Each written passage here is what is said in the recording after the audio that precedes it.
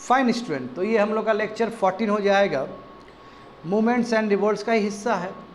पिछले क्लास में लेक्चर 13 में हम लोग देखे थे कि जो शुरुआत का जो फेज रहा था रेवोल्यूशनरी एक्टिविटीज़ का, तो उसमें एग्जाम्पल अंशुलन समिति, युगांतर पार्टी, गदर पार्टी जो बाहर थे, बम्बई में भी देखे थे हम लोग कि किस तरह रेवोल्यूशनरी एक्टिविटीज़ हो रहा था।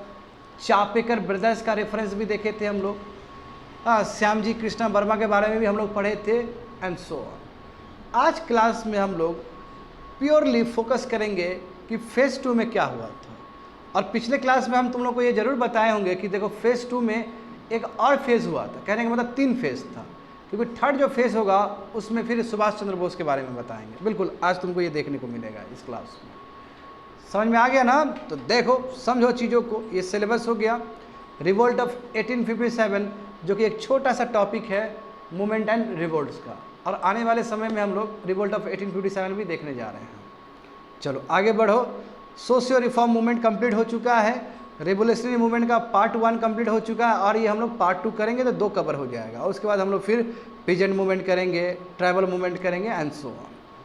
आगे बढ़ते हैं स्टूडेंट। ये स्लाइड पहले भी तुम लोग देख चुके हो कि बिपिन चंद्र ने कैसे इस चीज़ को रेवोल्यूशनरी टेररिज्म बोला था। हालांकि मैंने ये बोला था कि ये शब्द गलत है, इस शब्द को बाद में एनसीईआरटी से हटाना पड़ा था, क्योंकि बहुत विवाद हुआ, क्योंकि हमारे फ्रीडम फाइटर टेररिस्ट कैसे हो सकते हैं। तो इसलिए तुम लोग बोलोगे तो तुम लोग कहोगे रेवोल्यूशनरी एक्टिविटीज़ कहोगे। क्या कहोगे? रेवोल्यूशनरी एक्टिविटीज़ या रेवोल्यूशनरी फ्रीडम फाइटर कहोगे। रेवोल्यूशनरी टेररिस्ट गलती से भी लिख नहीं देना है, इंप्रेशन बहुत ख़राब हो जाएगा। गलती से बोलना भी नहीं है। हाँ, टेररिस्ट वर्ड नेगेटिव वर्ड है ना, टेररिस्ट वर्ड कभी पॉजिटिव ही नहीं हो सकता, तो हम अपने फ्रीडम फाइटर के लिए कैसे हम नेगेटिव वर्ड का यूज़ कर सकते हैं? यही तो विवाद था। एनीवे, तो फेज़ 1 हम समझ चुके हैं। फेज़ 1 में कितना गंगा जमुना बहा है आफ्टर द बॉयकॉट ऑफ, है ना, स्वदेशी, यानी कि जो स्वदेशी मूवमेंट हुआ बंगाल का रेवोल्यूशन के बाद। करेक्ट? बंगाल का रेवोल्यूशन का मतलब है कोई पार्टीशन ऑफ बंगाल जो हुआ। गलत बात है, बंगाल रेवोल्यूशन नहीं बोलना चाहिए मुझे। जो पार्टीशन ऑफ बंगाल हुआ 1905 में, तो उसके बाद जानते हो कि बहुत कुछ घटना घटा है। स्वदेशी मूवमेंट आया 1906 में, 1907 में सूरत स्प्लिट हो गया, जहाँ पे मॉडरेट्स और एक्सट्रीमिस्ट्स अलग हो गए, और उसी समय बच्चे लोग इंटरनेशनल इवेंट भी बहुत सारा हो रहा था। इथोपिया, एक अफ्रीकन कंट्री ने इटली को अच्छा खासा परास्त कर दिया। एक जापान जो एशियन कंट्री है, रशिया ऐसा बड़ा कंट्री को हरा दिया। तो एक वर्ल्ड में मैसेज गया कि ये जो यूरोपियन लोग बोलता है कि हम इनविंसिबिलिटी है, यानी कि हम बहुत ज़्यादा सुपर पावर है, ऐसा नहीं है, ये मिथ है। तो हमारे जो रेवोल्यूशनरी वाले जो यूथ लोग सब होंगे, उनमें काफ़ी इंस्पिरेशन जाएगा। तो फेज़ 1 में था। फेज़ 2 में देखो, फेज़ 2 सिमिलरली जैसे स्वदेशी मूवमेंट के बाद हुआ फेज़ 1, तो एनसीएम, नॉन कॉपरेशन मूवमेंट, याद करो, non cooperation movement very important movement है।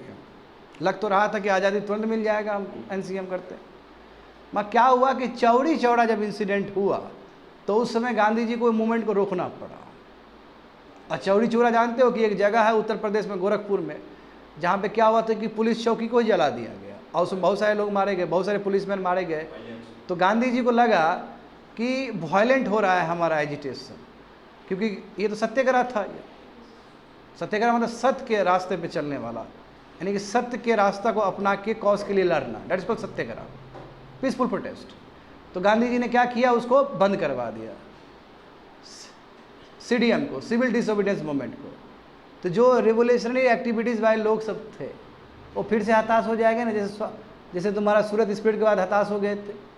बिल्कुल, तो फिर ये सीन में आएंगे, और इसी में तुमको मिलेंगे भगत सिंह, राजगुरु, सुखदेव, बिस्मिल्लाह खान, एक नंबर, एक से एक तुमको फ्रीडम फाइटर मिलेंगे, जो कि अभी भी उतना ही ज़्यादा उनको लाइमलाइट मिलता है।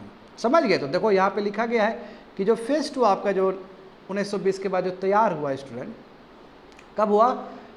नॉन कॉपरेशन मूवमेंट के फॉल आउट होने के बाद। समझ गए ना? अब देखो, नॉन कॉपरेशन मूवमेंट के बाद कोई मूवमेंट हुआ है तो सीडीएम हुआ है, सिविल डिसोबीडियंस मूवमेंट हुआ है, और सीडीएम भी जो स्टॉप हुआ है राउंड टेबल कॉन्फ्रेंस के वजह से। लंदन में राउंड टेबल कॉन्फ्रेंस हुआ था ना। फिर जानते हो कि गांधी जी और बी.आर. अम्बेडकर की बी.आर. अम्बेडकर जी के बीच में कुछ डिस्प्यूट हो गया था, वो सीट को लेके। कि सेपरेट इलेक्टोरेट दलित को देना चाहिए कि नहीं देना चाहिए। बाद में फिर पूना पैक्ट में मामला ठंडा हुआ, उसमें मदन मोहन मालवीय और उसमें राजेंद्र प्रसाद ने क्या भूमिका अदा किया था, तो ये तुम लोग सब जानते हो इस क्लास में बैठे हुए स्टूडेंट्स, और जो सुन रहे हो वो भी तुम लोग भी जानते हो, इतना बेसिक चीज़ है ये। और नहीं जानते हो तो कोई बात नहीं, इंडियन नेशनल मूवमेंट में पढ़ ही लोगे सभी चीज़। तो देखो आगे देखो बच्चे लोग, स्थिति पहले देखना पड़ेगा तुम लोग। फर्स्ट वर्ल्ड वार के बाद क्या हो? फर्स्ट वर्ल्ड वार जानते हो 1914 से लेकर 1918। अब देखो बोलने के लिए तो बहुत कुछ है इसके अंदर, हम लोग क्या नहीं बोल सकते। दो पावर लड़ा ना, ब्रिटेन और फ्रांस जिस पाले में था वो पाला जीता है, और फिर जर्मनी हार गया। जर्मनी डिफीट हुआ है, जर्मनी फर्स्ट वर्ल्ड वार में भी डिफीट हुआ, सेकेंड वर्ल्ड वार में भी डिफीट हुआ। चलो ये तो वर्ल्ड वार का बात है। हम देखेंगे वर्ल्ड वार का असर भारत में क्या पड़ा। अब तुम खुद देखो, देखना पड़ेगा स्टूडेंट, यहाँ पे ध्यान सुनना पड़ेगा। You will not get this things in this module. बात समझो अच्छे से क्या बोल रहे हैं। गांधी जी देखो, गांधी जी बहुत ही पीसफुल आदमी। गांधी जी सोचते थे कि जब अंग्रेज इन्वॉल्व है फर्स्ट वर्ल्ड वार में तो पीछे से खंजर नहीं घोपा जाए इन लोग को। गलत बात है, क्योंकि पीसफुल प्रोटेस्ट पे बिलीव करते थे गांधी जी। और गांधी जी भी वन टाइप ऑफ मॉडरेट थे, पिटिशन में प्रेयर में बिलीव करने वाला आदमी। डिफेंस ऑफ इंडिया एक्ट लाया गया था, defence of India act revolutionary terrorist को रोकने के लिए, सही बात है ना। वही डिफेंस ऑफ इंडिया एक्ट बाद में जाके रौलत एक्ट बना है, रौलत कमेटी बनने के बाद।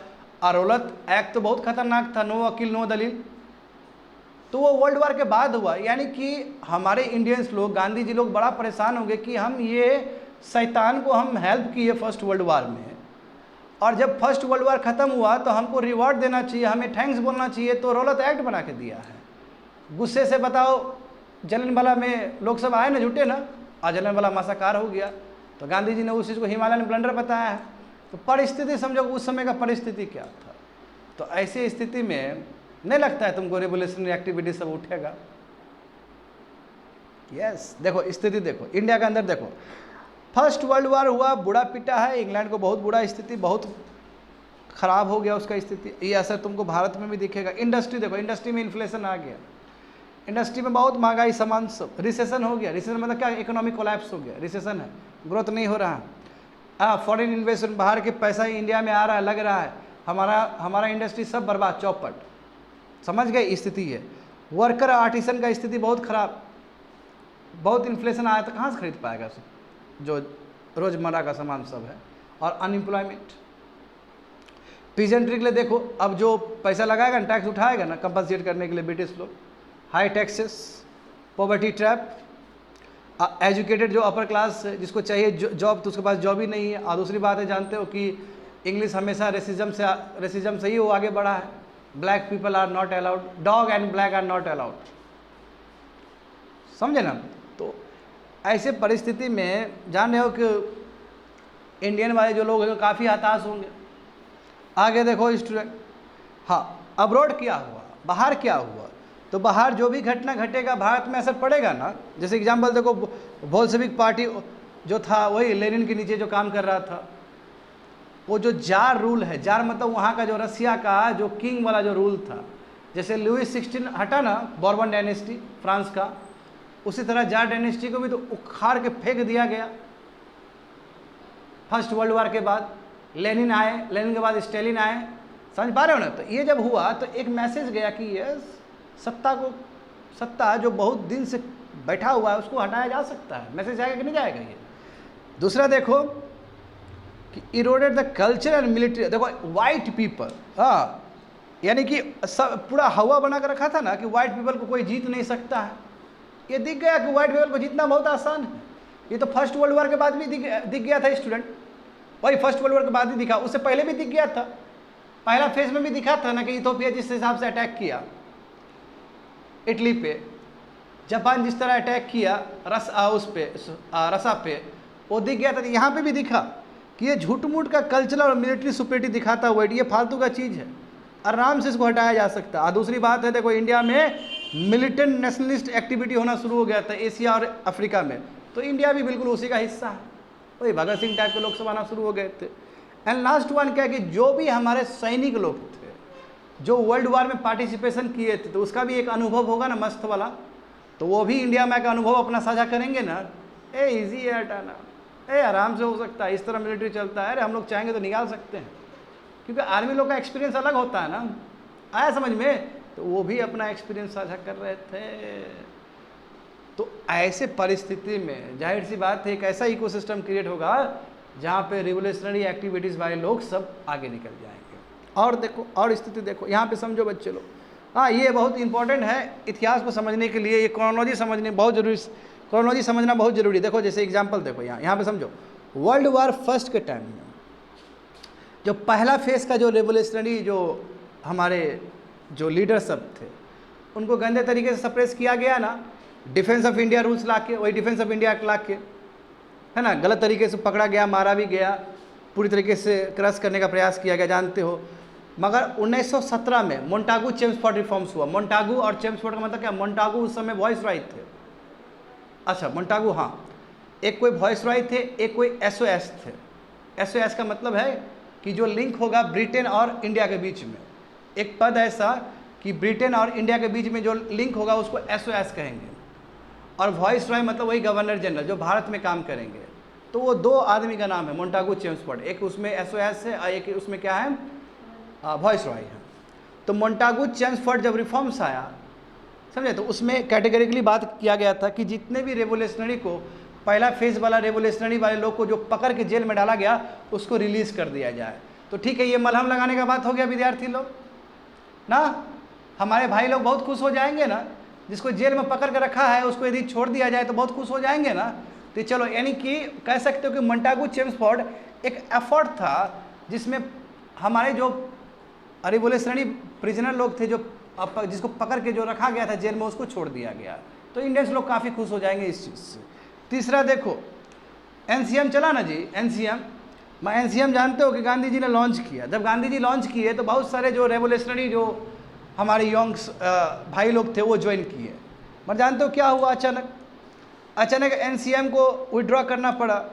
तो जो रिवोल्यूशनरी लोग हैं वो कहाँ जाए, इधर जाए कि उधर जाए, वो कंफ्यूज हो गए। उनको हताश हुआ कि इतना दिन वेट किए हम, और फिर गांधी जी के मूवमेंट में हम ज्वाइन किए, और फिर गांधी जी मूवमेंट अपना बीच में ही बंद कर दिए। आ रहा है समझ में ना क्या बोल रहे हैं? हताश हो गया, निराश हो गया, क्या करे? तो इसके पास तीन ऑप्शन है। जो रिवोल्यूशनरी वाले लोग सब, उसके पास तीन ऑप्शन है। देखो तीन ऑप्शन क्या है। अब देखो, ये तीन ऑप्शन समझना है तो तुमको उस समय समझना होगा। देखो स्टूडेंट, बढ़िया समझो इस चीज़ को। हालांकि तुम लोग, वही मैं बोल रहा हूँ कि हालांकि ये चीज़ डिटेल में पढ़ोगे, उसमें तुम लोग डिटेल में पढ़ोगे इंडियन नेशनल मूवमेंट में। मगर अभी समझो कि जब एनसीएम को, नॉन कोऑपरेशन मूवमेंट को जब विड्रॉ कर दिया गया, तो उस समय इंडियन नेशनल कांग्रेस में जितने मेंबर थे वो भी खुश नहीं थे। कई लोग अपना एक पार्टी बना दी, जिसको बोलते हैं स्वराजिस्ट पार्टी, स्वराज पार्टी भी कहते हैं। और स्वराज पार्टी बनाने वाले और कोई नहीं, जवाहरलाल नेहरू के जो पिताजी थे वो थे मोतीलाल नेहरू और सीआर दास। वही सीआर दास जिसने अरबिंदो घोष का केस लड़ा था, क्योंकि वो लगभग वो पकड़ा गए थे तुम्हारा वो अलीपुर बम कॉन्स्पिरेसी में। आया समझ में? तो सीआर दास जैसे पर्सनालिटी और मोतीलाल नेहरू जैसा पर्सनालिटी, ये दोनों मिलकर स्वराज पार्टी फॉर्म किए। इनका उद्देश्य था कि हम इलेक्शन लड़ेंगे, और इलेक्शन लड़ के ब्रिटिश के व्यवस्था के अंदर ही रहेंगे, और ब्रिटिश के व्यवस्था के अंदर रहने के बाद भी ब्रिटिश का बुराई करके लोगों को समझाएंगे कि ब्रिटिश का क्या क्या क्या गलती हो रहा है, मैं ब्रिटिश का सिस्टम में रह के। मैं जो नो चेंजर था, ये हुआ प्रो चेंजर, जो चेंज लाना चाहता है। बढ़िया सुनो, एनसीएम के बाद क्या हुआ, इसको बोलते हैं प्रो चेंजर, जो चेंज लाना चाहता है। जो नो चेंजर है वो गांधी जी का साइड है कि कोई बात नहीं है, एनसीएम ड्रॉप हो गया, कोई दिक्कत नहीं, चुपचाप बैठे रहो, चरखा चलाओ, कोई पीसफुल काम करो, विलेज में रिफॉर्म्स लाओ, लोगों को सिखाओ कैसे सैनिटेशन में रहना है, लोगों को सिखाओ, अवेयर करवाओ, चरखा के बारे में लोगों को जागरूक बनाओ, एजुकेशन के बारे में जागरूक बनाओ। तो ये गांधी जी का सोच था, इसको बोलते हैं नो चेंजर। यानी कि ये चाहता है गांधी जी की तरह ही उसी के रास्ते में फॉलो करें। और थर्ड ऑप्शन क्या है कि रेवोल्यूशनरी एक्टिविटी फिर से चुनो। तो तीन ऑप्शन हुआ, या तो स्वराज पार्टी के साथ ये रेवोल्यूशनरी लोग काम करें, या तो गांधी जी के साथ काम करें आफ्टर एनसीएम बोल रहा हूँ, या फिर वो रेवोल्यूशनरी वाला रास्ता चुने। आ रहा है समझ में? तो क्या करेंगे, वो रेवोल्यूशनरी वाला वही वायलेंट मेथड को चुनेंगे, क्योंकि पीसफुल तरीके से तो बहुत हो गया, पीसफुल तरीके से ब्रिटिश जाने वाला नहीं है। तो वही लिखा गया बच्चे लोग, समझ में आ गया ना? तीनों चीज़ का हिस्ट्री है। तुमको समझना पड़ेगा पीछे बैकग्राउंड से।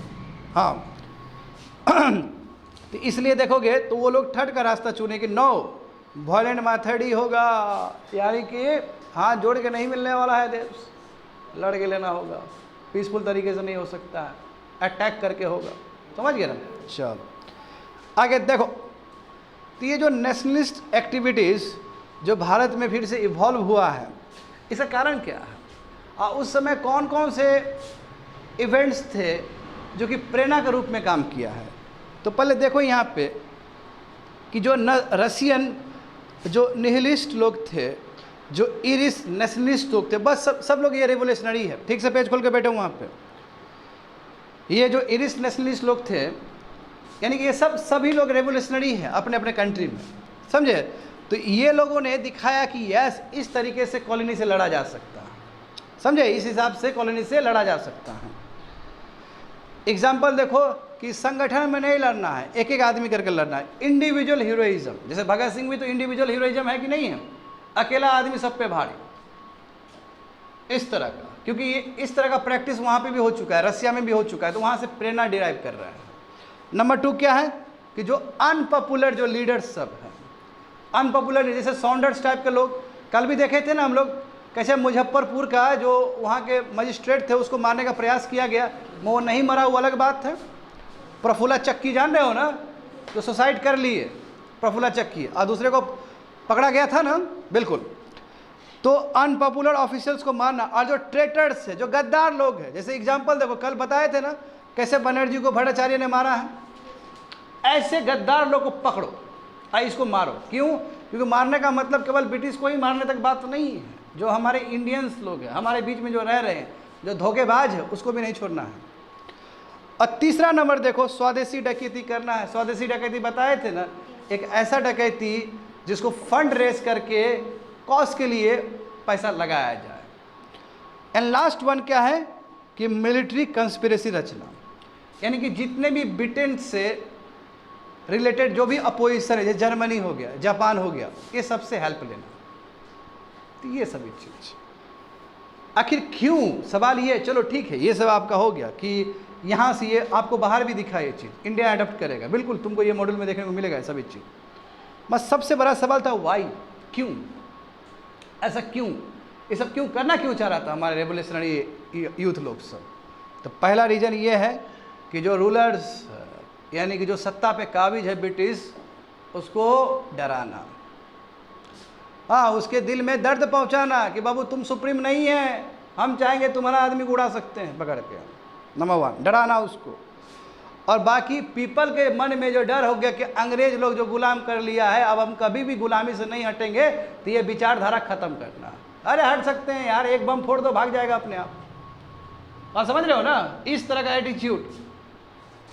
और लास्ट क्या है तुम्हारा? यस, पैट्रियटिज्म, जियो, खाली हो गया अपने लिए, बहुत जिया तुम लोग, देश के लिए लड़ो, इस तरह का मैसेज देना।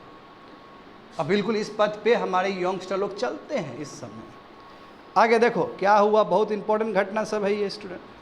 तो जो 1920s के बाद कहोगे सेकेंड फेज में जो रेवोल्यूशनरी एक्टिविटीज़ सब कौन से जगह पे इन्वॉल्व था, तो पंजाब, यूपी, बिहार देखो वन साइड, और वन साइड बंगाल। तो पंजाब, यूपी, बिहार देखोगे तो बाबू इसी रीजन में तुमको भगत सिंह भी नज़र आएंगे, हाँ, इसी नज़र में तुमको सुखदेव, चंद्रशेखर सब नज़र आएंगे। तो इसमें 2 एसोसिएशन तुमको समझना बहुत ज़रूरी है। हिंदुस्तान रिपब्लिक एसोसिएशन, या फिर इसको कह सकते हो हिंदुस्तान रिपब्लिक आर्मी भी कह सकते हो। दूसरा क्या कि यही बॉडी बाद में under the guidance of Chandrashekhar Azad, इसी का नाम चेंज कर दिया गया, और वो क्या है, हिंदुस्तान सोशल रिपब्लिक एसोसिएशन। अभी थोड़ी देर में तुम लोगों को बताया जाएगा कि हिंदुस्तान रिपब्लिक एसोसिएशन कैसे काकोरी रोबड़ी से रिलेटेड है। एक काकोरी हुआ था ना कंस्पिरेसी, हाँ बताएंगे कैसे ट्रेन को लूटने का बात था, समझे। और हिंदुस्तान सोशल रिपब्लिक एसोसिएशन में लाहौर कंस्पिरेसी के बारे में समझोगे, हाँ, यहाँ भगत सिंह का रोल है उसमें। कैसे बम फेंका गया था सेंट्रल लेजिस्लेटिव असेंबली में, यानी कि कह सकते हो अभी का पार्लियामेंट में। यही सेंट्रल लेजिस्लेटिव असेंबली बाद में जाके पार्लियामेंट बना है हमारा भारत का, समझे। और कैसे जो वॉइस रहा है उस समय का जो इरविन था, उसके ट्रेन में कैसे बम फेंकने का बात था। ये अलग बात है कि बम फेंका गया, मैं वो मरा नहीं, फिर वही गलती हुआ जो फर्स्ट फेज में गलती हुआ था, हम लोग देखे हैं ना, दिल्ली दरबार जो लगा था, गया था, लॉर्ड हर्डिंगे थे ना, कुछ नहीं हुआ, उसका जो हाथी का जो बॉडीगार्ड था, गार्ड, वो मरा, याद है?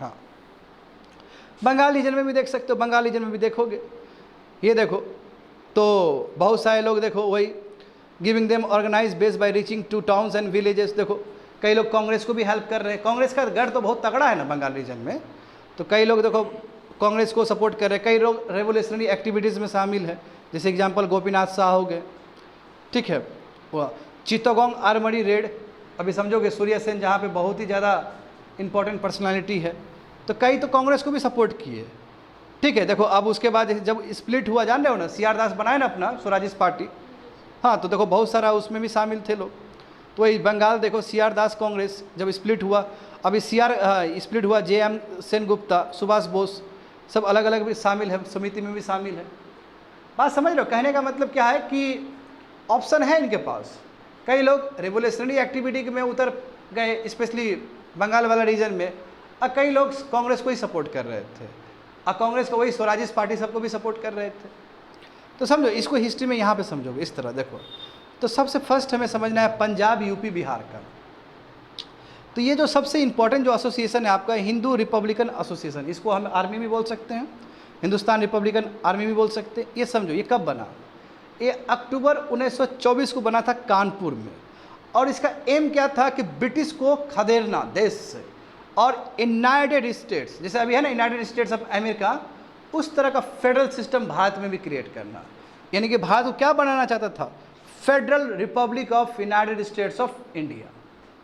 कोई बड़ी बात नहीं है, सेम ही चीज़ है, जैसे एक कंट्री बनाना चाहता था जहाँ पे स्टेट भी उतना इंपॉर्टेंट रोल प्ले करे। अभी क्या है हमारा, अभी हमारा मॉडल US का मॉडल नहीं है, हमारा UK का मॉडल है।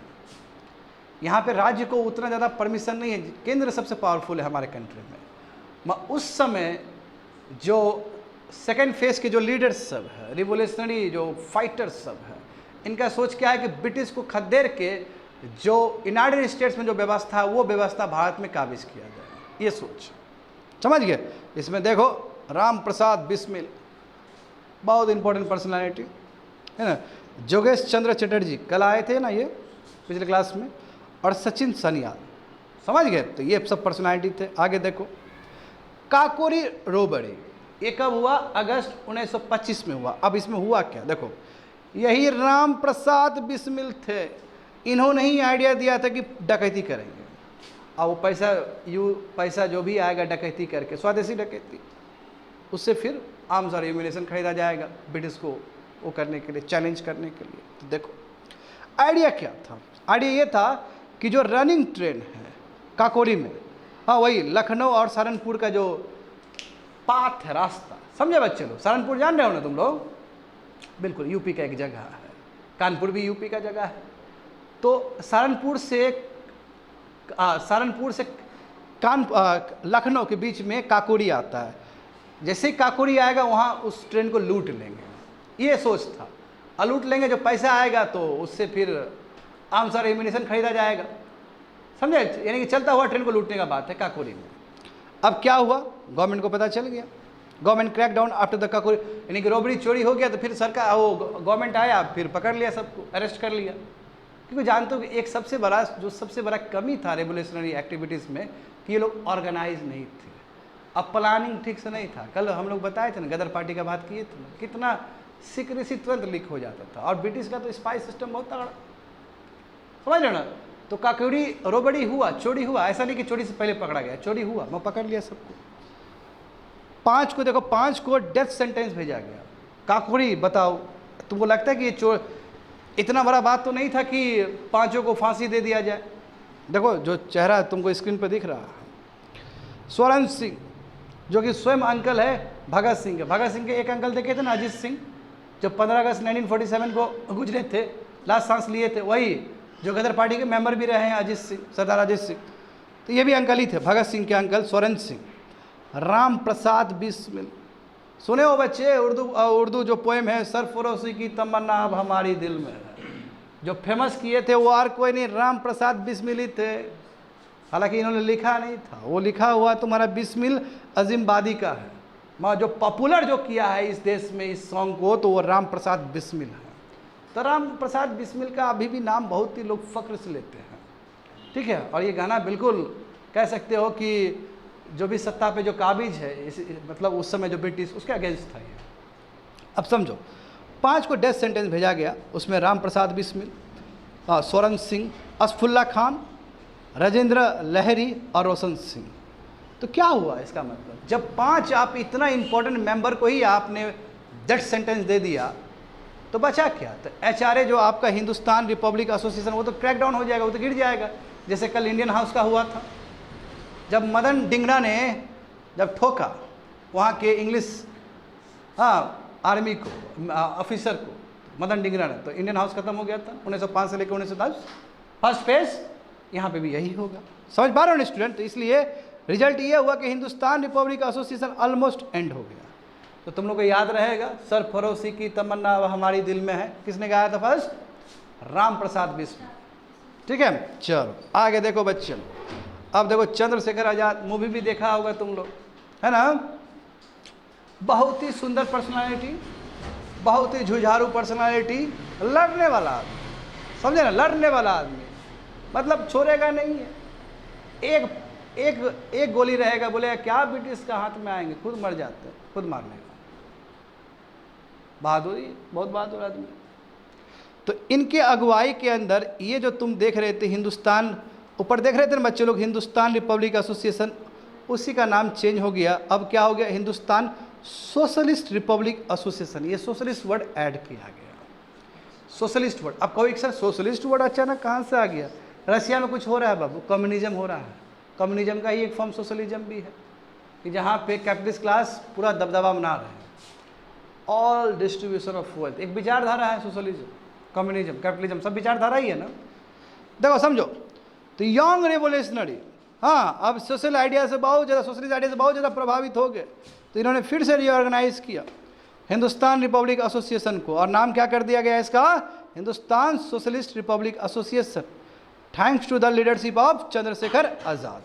अब देखो इन्होंने क्या किया, अब उसके बाद कलेक्टिव लीडरशिप और सोशलिज्म अपना एक एजेंडा बना लिया कि नहीं, अब शोषण नहीं होगा फार्मर का, अब शोषण नहीं होगा लेबर का, सभी लोग बराबर, ये एजेंडा है। फोटो देख सकते हो, भगत सिंह, सुखदेव, जयदेव, विजय कुमार सिन्हा, भगवती चरण बोरा और शिव वर्मा, सब मेंबर्स हैं। और बिल्कुल जो अध्यक्ष हैं इस एसोसिएशन का, वो स्वयं चंद्रशेखर आज़ाद हैं। तो हम कह सकते हैं चंद्रशेखर आज़ाद बहुत बड़े फ्रीडम फाइटर रहे हैं भारत के लिए। समझ गए स्टूडेंट? यहाँ पे देखो बात समझो। तो इनका 3 ऑब्जेक्टिव इस एसोसिएशन का, जो चंद्रशेखर आज़ाद के अंदर फॉर्म हुआ है। पहला क्या है स्टूडेंट? ये जो गांधी जी का जो तरीका है नॉन वायलेंस से कुछ नहीं होने वाला है, कुछ नहीं होने वाला है। लोगों को बताओ यार कुछ नहीं होगा, हाथ जोड़ने से कुछ नहीं होगा, सोच रहे हो? हाँ, to arouse the consciousness of people against the futility of Gandhian method of non violence. लोगों को जागरूक करना कि गांधी जी जो हाथ जोड़ रहे हैं उसे कुछ नहीं होने वाला है, समझ जाओ, अभी भी पिस्तौल उससे उठाओ, मारो, ठोको उसको। तो रेवोल्यूशनरी तो है। हाँ, बाद में अलग बात है कि इस एसोसिएशन का जो थॉट प्रोसेस है वो चेंज हो जाता है, वो अलग बात है।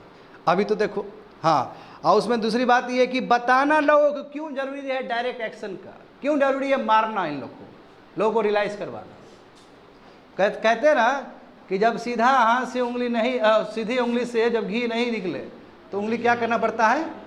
टेढ़ी करनी पड़ती। वही बात है, लोगों को रियलाइज करवाना, हाथ तो जोड़ने से कुछ नहीं होने वाला है। हाँ, direct action against the British and revolution to active complete independence. Revolution लड़ना पड़ेगा, क्रांति चाहिए कंप्लीट इंडिपेंडेंस के लिए, ऐसे नहीं मिलेगा, हाथ तो जोड़ने से नहीं मिलेगा। समझा? और दूसरी बात तो जान ही रहे हो, शुरू से रहा है कि इंडिया को United states of India banana, federal रूप में बनाना, जहाँ पे स्टेट का भी उतना ही इंपॉर्टेंट रोल है जितना सेंटर का है। ये कॉन्सेप्ट था। और कहोगे कि सर अचानक कहाँ आ गए, तो वही बात है, रशियन रिवोल्यूशन हुआ ना वहाँ पे बोल्शेविक का, वहीं से इंस्पिरेशन ड्रॉ होगा। लेनिन आया ना, स्टेलिन आया ना, उसी का। हाँ, सब लोग कम्युनिस्ट लोग सब हैं, ये जितने भगत सिंह से लेकर जितने भी लोग देखोगे ना, जो इंपॉर्टेंट लोग, सब कम्युनिस्ट लोग सब है। जाहिर सी बात है, किताब पढ़ेगा वहाँ किताब पढ़ेगा तो, और पढ़ने वाले लिखने वाले लोग सब है। ऐसा नहीं कि रेवोल्यूशनरी है तो पढ़ने, अरे खूब पढ़ने वाला आदमी सब है, किताब पढ़ के पूरा इंस्पिरेशन वाले लोग सब हैं। समझे? आगे देखो, अब थोड़ा ये भी देख ही लो बच्चे लोग। अब तुमको समझना पड़ेगा एक चीज़, कॉन्सेप्ट। लाला लाजपत राय जान रहे हो ना, जिसने स्वदेशी मूवमेंट पंजाब में फैलाया था ना।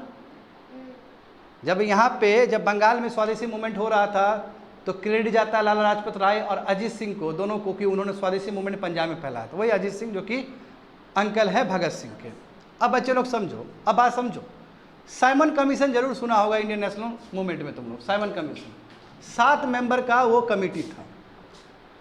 आज साइमन क्या कर रहे थे, लीड कर रहे थे उसको। साइमन कमीशन सुना होगा, go back Simon, go back Simon, सुने हो ना।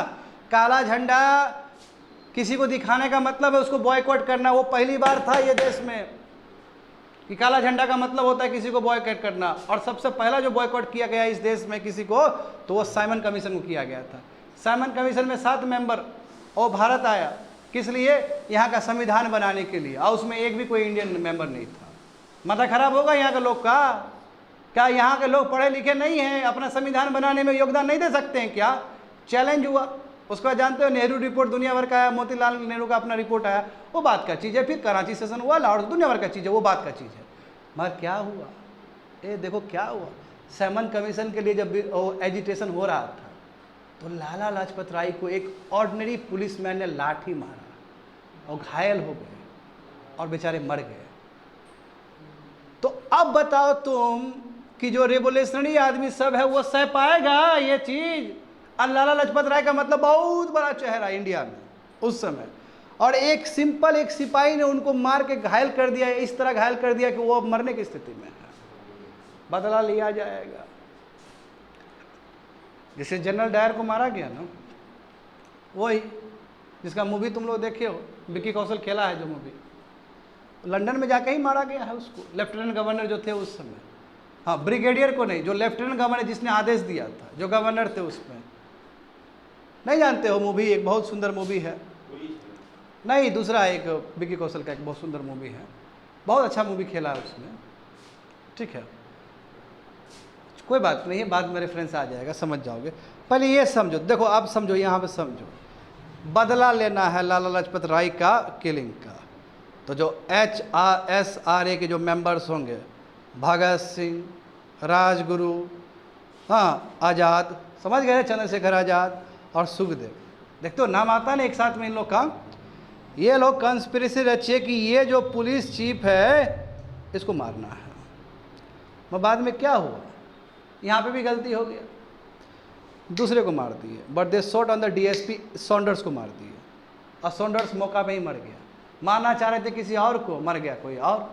कार्रवाई होगा ना, कार्रवाई होगा इस पर। देखो भगत सिंह और बाकी भाग गए। हाँ, others immediately fled from Lahore and to avoid recognition he cut his beard and hair।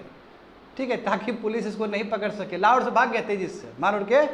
गलती सॉन्डर्स मर गया, गलती से मर गया। वो मारना चाह रहा था किसी और को, क्योंकि उसी के आदेश से वो पुलिसमैन चलाया और लाला लाजपत राय मर गए। बात पुलिसमैन तक का नहीं होता, बात होता है किसने आदेश दिया ऊपर से। आदेश का ना बात होता है कि वो हुकूमत पे कौन बैठा हुआ था उस समय पोस्ट पे। वो नहीं मारा, दूसरा कोई मर गया, सॉन्डर्स मर गया, सॉन्डर किलिंग भी कहते हैं इसको। तो लाहौर से भाग गए वो, दाढ़ी उड़ी काट दिए, दाढ़ी उड़ी काट के, हेयर उड़ काट के थोड़ा अलग रूप दे दिए वो। देखो क्या हुआ उसके बाद। अब देखो, अब ब्लंडर तो हो गया, हम मानना चाह रहे थे किसी और को, मर गया कोई और। तो यहाँ पे समझो कि ये जो असासिनेशन हुआ, यानी कि ये जो मर्डर हुआ, गलत आदमी का मर्डर हो गया ना सैंडर्स का, तो उस समय क्या जस्टिफिकेशन दिया गया था। बढ़िया सुनना, ये जस्टिफिकेशन सुनने लायक है। ये कोटेड अनकोटेड इनका बोला हुआ चीज़ है, तो इसलिए मैं कोटेड अनकोटेड पढ़ता हूँ और समझने का प्रयास करना। The murder of a leader respected by millions of people at the unworthy hands of an ordinary police officer was an insult to the nation. इसका मतलब क्या है कि एक ऐसे लीडर का मौत हुआ जिसको बहुत लाखों लोग पसंद करते थे, और वो भी ऑर्डिनरी पुलिस ऑफिसर के हाथ से मौत हुआ। ये पूरा देश के लिए इंसल्ट है। बात तो सही है। लाला लाजपत राय बहुत बड़े कद के नेता, समझ रहे हो। It was the bound and duty of young man of India to efface it, यानी कि सबका जिम्मेदारी है बदला ले। गलत हुआ, सब यंग पीपल का क्या ही है कि इसके लिए बदला ले वो। And we regret to have had to kill a person, हमें इस चीज़ का रिग्रेट है कि हमने किसी और को मार दिया, बट वो भी तो इस चक्रव्यूह का हिस्सा रहा है। यानी कि ब्रिटिश ने मारा इसको, तो कहीं ना कहीं वो आदमी भी तो शामिल था वो पूरा कॉन्स्पिरेसी में, जिसके वजह से हमारे लाला लाजपत राय को मारा गया। तो ठीक है, हम मारे तो कोई बहुत बड़ा गुनाह नहीं किया, ये जस्टिफिकेशन। बात समझे ना? तो यानी कि जो भी सॉन्डर्स मरा है तो वो भी तो कहीं ना कहीं वही बात है, चोर चोर मसौरिया भाई, वही चीज़ है, थी जस्टिफिकेशन। तुमको क्या लगता है ब्रिटिश छोड़ देगा इनको? पीछे पीछे जाएगा बाबू। अब बात समझो, यहाँ पे समझो। अब दूसरा इंसिडेंट समझो, सेंट्रल लेजिस्लेटिव असेंबली का, यही ना बहुत बड़ा घटना है। अब बताइए, तो आदमी बहुत निडर आदमी है ना कि पार्लियामेंट में जाके, जो पार्लियामेंट सबसे बड़ा पंचायत होता है देश का, वहाँ पे जाके बम फोड़ देना बहुत बड़ी बात है। कहो कि सर ऐसा वहाँ पे बम फोड़ने की क्या जरूरत था, ऐसा क्या चीज़ का प्रोटेस्ट करने की कोशिश किया ये लोगों ने? तो बात समझो। हम जानते हैं कि डिफेंस ऑफ इंडिया एक्ट आ गया था 1915 का, स्पेशली वर्ल्ड वार के टाइम में, फर्स्ट वर्ल्ड वार के टाइम में। उसमें क्या था कि विच द गवर्नमेंट डिसाइड, यानी कि गवर्नमेंट, जो गवर्नमेंट बोला था ना हम इम्प्लीमेंट करेंगे। और दूसरा देखो बहुत इंपॉर्टेंट जो बिल था, public safety bill and trade dispute bill. इसमें क्या था स्टूडेंट, कि जो सिटीजन है उस समय का नागरिक, उसका जो फंडामेंटल राइट्स है कह सकते हो, उसका जो लिबर्टीज़ है उसको कम करने का बात था। और वर्कर जो कि बहुत इंपॉर्टेंट है, क्योंकि ये लोग सोशलिस्ट विचारधारा वाले लोग हैं, यदि ये बिल पास हो जाता, वही पब्लिक सेफ्टी बिल पास हो जाता, वो तुम्हारा ट्रेड डिस्प्यूट बिल पास हो जाता, तो कहीं ना कहीं जो वर्कर है उसके हित के लिए नहीं होता, उसके अनहित होता उसके लिए। और जानते हो कि ये लोग बहुत ही एक नंबर के कम्युनिस्ट लोग सब, एक नंबर के सोशलिस्ट लोग सब तो विरोध किए इस बिल को। तो डिफेंस ऑफ इंडिया एक्ट का भी विरोध, और पब्लिक सेफ्टी बिल और ट्रेड डिस्प्यूट बिल, अभी बिल ही एक्ट नहीं बना है, उसका विरोध करने के लिए वो गए थे, वहाँ पहुँचे। तो इसलिए जो भी मेंबर्स हैं, ठीक है, इन्होंने डिसाइड किया कि हम बम फोड़ देंगे सेंट्रल लेजिस्लेटिव असेंबली में। अब कहोगे कि सर ये जो बम वो फोड़ा गया, क्या किसी को मारने के लिए फोड़ा गया था? तो बिल्कुल किसी को मारने के लिए नहीं फोड़ा गया था। जो बहरा लोग सब लंदन में बैठा हुआ है, जिसको बुझने नहीं आ रहा, जानबूझ के आंख पे पट्टी रख के बैठा हुआ है कि इंडिया में इतना कुछ इनजस्टिस हो रहा है, फिर भी चुप करके बैठा हुआ है, उसको आवाज़ पहुँच सके, वो बहरे को आवाज़ पहुँच सके कि इंडिया में ठीक नहीं हो रहा है, बहुत गलत हो रहा है ये बिल उल एक्ट उठ ला के, और अंग्रेज लोग पूरा दबा के रखा है यहाँ पे। ये मैसेज देना चाहते हैं, किसी का जान लेने का बात नहीं, क्योंकि जो बम फोड़ा गया उसका इंटेंसिटी कोई खतरनाक नहीं था, बस एक वो एक सिंबल देना चाह रहे थे, एक संकेत देना चाह रहे थे। आ रहा है समझ में? देखो यहाँ पे क्या हुआ, 8 अप्रैल 1929 को भगत सिंह और बटुकेश्वर दत्त ने एक बम कॉरिडोर में, असेंबली के कॉरिडोर में फेंक दिया, और वहाँ पे चिल्लाने लगे इनकलाब जिंदाबाद। तो इनकलाब जिंदाबाद जब उनको फांसी हो रहा था तो उस समय भी यही नारा दे रहे थे, इनकलाब जिंदाबाद। और जानते हो उसके बाद ये नारा कितना अमर हो गया भारत में, समझ गए ना? हाँ, ये इसलिए किया गया जो कि मैंने कहा कि किसी को इंजोर करने के लिए नहीं किया गया है। जो डेफ, ये कान है, जो जिसका है ना बहरा जो कान है लंदन में, वो सुन सके इस चीज़ को। हाँ, उसके बाद देखो भगत सिंह और दत्त ने तुरंत सरेंडर कर दिया। ऐसा नहीं कि जैसे वो भागा था ना सॉन्डर्स का मौत के बाद, वो भागा होगा नहीं, आया बम फोड़ा सरेंडर कर दिया। हम जानबूझ के चाहते कि हमको पकड़ो। तो कहोगे कि सर जानबूझ के क्यों जाएगा कोई पकड़ना? क्योंकि अब जाएगा ये प्रिजन में, जेल में जाएगा, अब पूरा दुनिया का अटेंशन रहेगा इस पर, मीडिया वाले लोग आएगा, यूएस का लोग सब आएगा, बोलेगा भगत सिंह क्या बोलना चाहते हैं, वो पेपर में लिखाएगा और सब दुनिया वाला पढ़ेगा उस चीज़ को, इनको लाइमलाइट मिल जाएगा, इनका जो आइडियोलॉजी है उनको फैलाने का मौका मिल जाएगा। तो इसलिए ये आदमी जो है अब प्रिजन में जाएंगे, सोचो। हाँ, तो देखो इनको प्रिजन में, देखो वही जून 12 तारीख 1929 को प्रिजन में डाल दिया गया। अब देखो क्या हुआ, ऑब्जेक्टिव क्या था कि चलो ठीक है अरेस्ट होना, साथ साथ अपने मूवमेंट को, अपने आइडियोलॉजी को भी फेमस करना, क्योंकि प्रिजन पे अटेंशन ज़्यादा मिलेगा, सब लोग का रहेगा ना। और दूसरी बात है, भगत सिंह कौन भगत सिंह है अभी पता चला है लोग को। बाबू कहा जाता है ये चीज़ कि भगत सिंह का जो क्रेज इतना बड़ा बढ़ गया था कि गांधी जी लोग सब दब गए थे, हर कोई भगत सिंह का ही चर्चा कर रहा था उस समय, कोई गांधी, क्योंकि गांधी जी तो बहुत फेमस आदमी, तो गांधी जी का जो पॉपुलैरिटी था उसका ग्राफ बहुत नीचे चला आया था। अब भगत सिंह का जो पॉपुलैरिटी का जो ग्राफ है बहुत ज़्यादा, बहुत ऊपर चला गया था। इनफैक्ट जब भगत सिंह लोग को जब फांसी दिया गया तो उसके बाद गांधी जी को भी ब्लैक झंडा दिखाया गया इंडिया में, जब वो कराची सेशन के लिए जा रहे थे अटेंड करने के लिए लाहौर, वहाँ पे उसी जगह पे समझ में आएगा थोड़ी देर में, आ रहा है समझ में ना क्या क्या हुआ है। देखो अब अभी कम थोड़ी है ये आदमी लोग, पढ़ा लिखा आदमी, डैशिंग पर्सनैलिटी, जाएगा प्रिजन में, बोलेगा प्रिजन रिफॉर्म्स करो, प्रिजन में गलत तरीके से लोगों को तुम पकड़ कर रखा है, खाना ठीक से दो, यहाँ पे फंडामेंटल राइट्स अपनाओ, थोड़ा बड़ा ज़मीन दो रहने के लिए, वहाँ पे भी आप प्रोटेस्ट करना शुरू। ये आदमी वहाँ पे भी नहीं मान रहा है।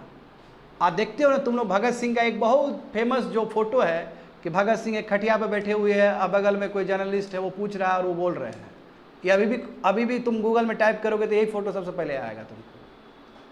चलो टाइप करके देखो, चलो मैं तुम लोग को बोल रहा हूँ, भगत सिंह का रियल फोटो देखो तुमको मिल जाएगा। भगत सिंह खटिया पे बैठे हुए, बगल में कोई जर्नलिस्ट बैठा हुआ, देखो तो बिल्कुल वो वही समय वही पीरियड का है जब प्रिजन में है, और जो न्यूज़ रिपोर्टर सब आ रहा है उनको पूछने के लिए। मिला पिक्चर? अभी तक नहीं ढूंढ पाया तुम। दिखाओ पिक्चर, दिखाओ इधर। और जो बच्चे लोग यूट्यूब पे देख रहे हो तुम लोग भी देख लेना। देखो इस तरह का, देखो ये पिक्चर बहुत फेमस पिक्चर है, पूरा वर्ल्ड को यही पिक्चर सब जरा दिखाया जाता है। तो इस तरह, हाँ इसी, अब वो जर्नलिस्ट नहीं है वो अलग बात है, इस तरह जर्नलिस्ट लोग आते थे कि आपका क्या थॉट प्रोसेस है बताइए जरा। अब बताओ, उस समय इन्होंने बहुत प्रेस किया था, नेहरू जी को भी बहुत प्रेस किया था। इनफैक्ट नेहरू जी को, समझे ना, सुभाष चंद्र बोस को बहुत प्रेस किए थे कि ये दोनों बहुत यंग, बहुत अच्छा पर्सनालिटी, जो भारत के लिए बहुत अच्छा काम कर रहे हैं इंडियन नेशनल कांग्रेस में। पसंद, मतलब सुभाष चंद्र बोस और नेहरू जी को पसंद कर रहे हैं भगत सिंह। और भगत सिंह बहुत अच्छा, मैंने पहले ही बताया ना, भगत सिंह का इंग्लिश बहुत अच्छा था। भगत सिंह का तुम जाके आर्टिकल्स पढ़ो, बच्चे लोग जो अपने आप को विद्वान कहे तो इंग्लिश में समझ में आ जाएगा तुम लोग का विद्वान कितना ज़्यादा हो तुम लोग इंग्लिश में। इतना पढ़े लिखे आदमी थे वो, मैं तो वही तो बोलता हूँ, इतना पढ़े लिखे आदमी थे और इतना टॉपिक का ज्ञान था भगत सिंह को। बात समझ में आ रहा है क्या बोल रहे हैं? चलो ठीक है, वो पिक्चर छोड़ दो, देखना यहाँ पढ़ो, समझो यहाँ पे। बाबू एक कोई जतिन दास भी था। अब मैं तुम लोग को रिलेट कर रहा हूँ, यही जतिन दास के बारे में हूबहू चीज़ तुम्हारा रंग दे बसंती में दिखाया गया है। मूवी रंग दे बसंती देखे हो? आमिर खान का मूवी जो है, उसमें कोई एक आदमी भूख हड़ताल पे बैठ जाता है, एक कोई उसका दोस्त, आमिर खान का दोस्त, वो और कोई नहीं जतिन दास का ही रोल प्ले कर रहा था। देखो जतिन दास क्या किया, देखो यहाँ पे समझो। तो जब गया, यानी कि प्रिजन रिफॉर्म्स का जो बात आता है भारत में, तो यही लोग की वजह से आता है। ये देखो, ये फ्रीडम फाइटर चाहते थे कि वहाँ पे भी हो, क्या चाह रहे थे ये लोग? जतिन दास और बहुत सारे रेवोल्यूशनरी सब बैठ गए प्रोटेस्ट करने के लिए कि ये इतना गंदा कंडीशन है प्रिजन का, कैसे लोग जिएगा, कैसे लोग यहाँ पे खाना पिया खाएगा। तो प्रोटेस्ट करना शुरू कर दिया वहाँ पे।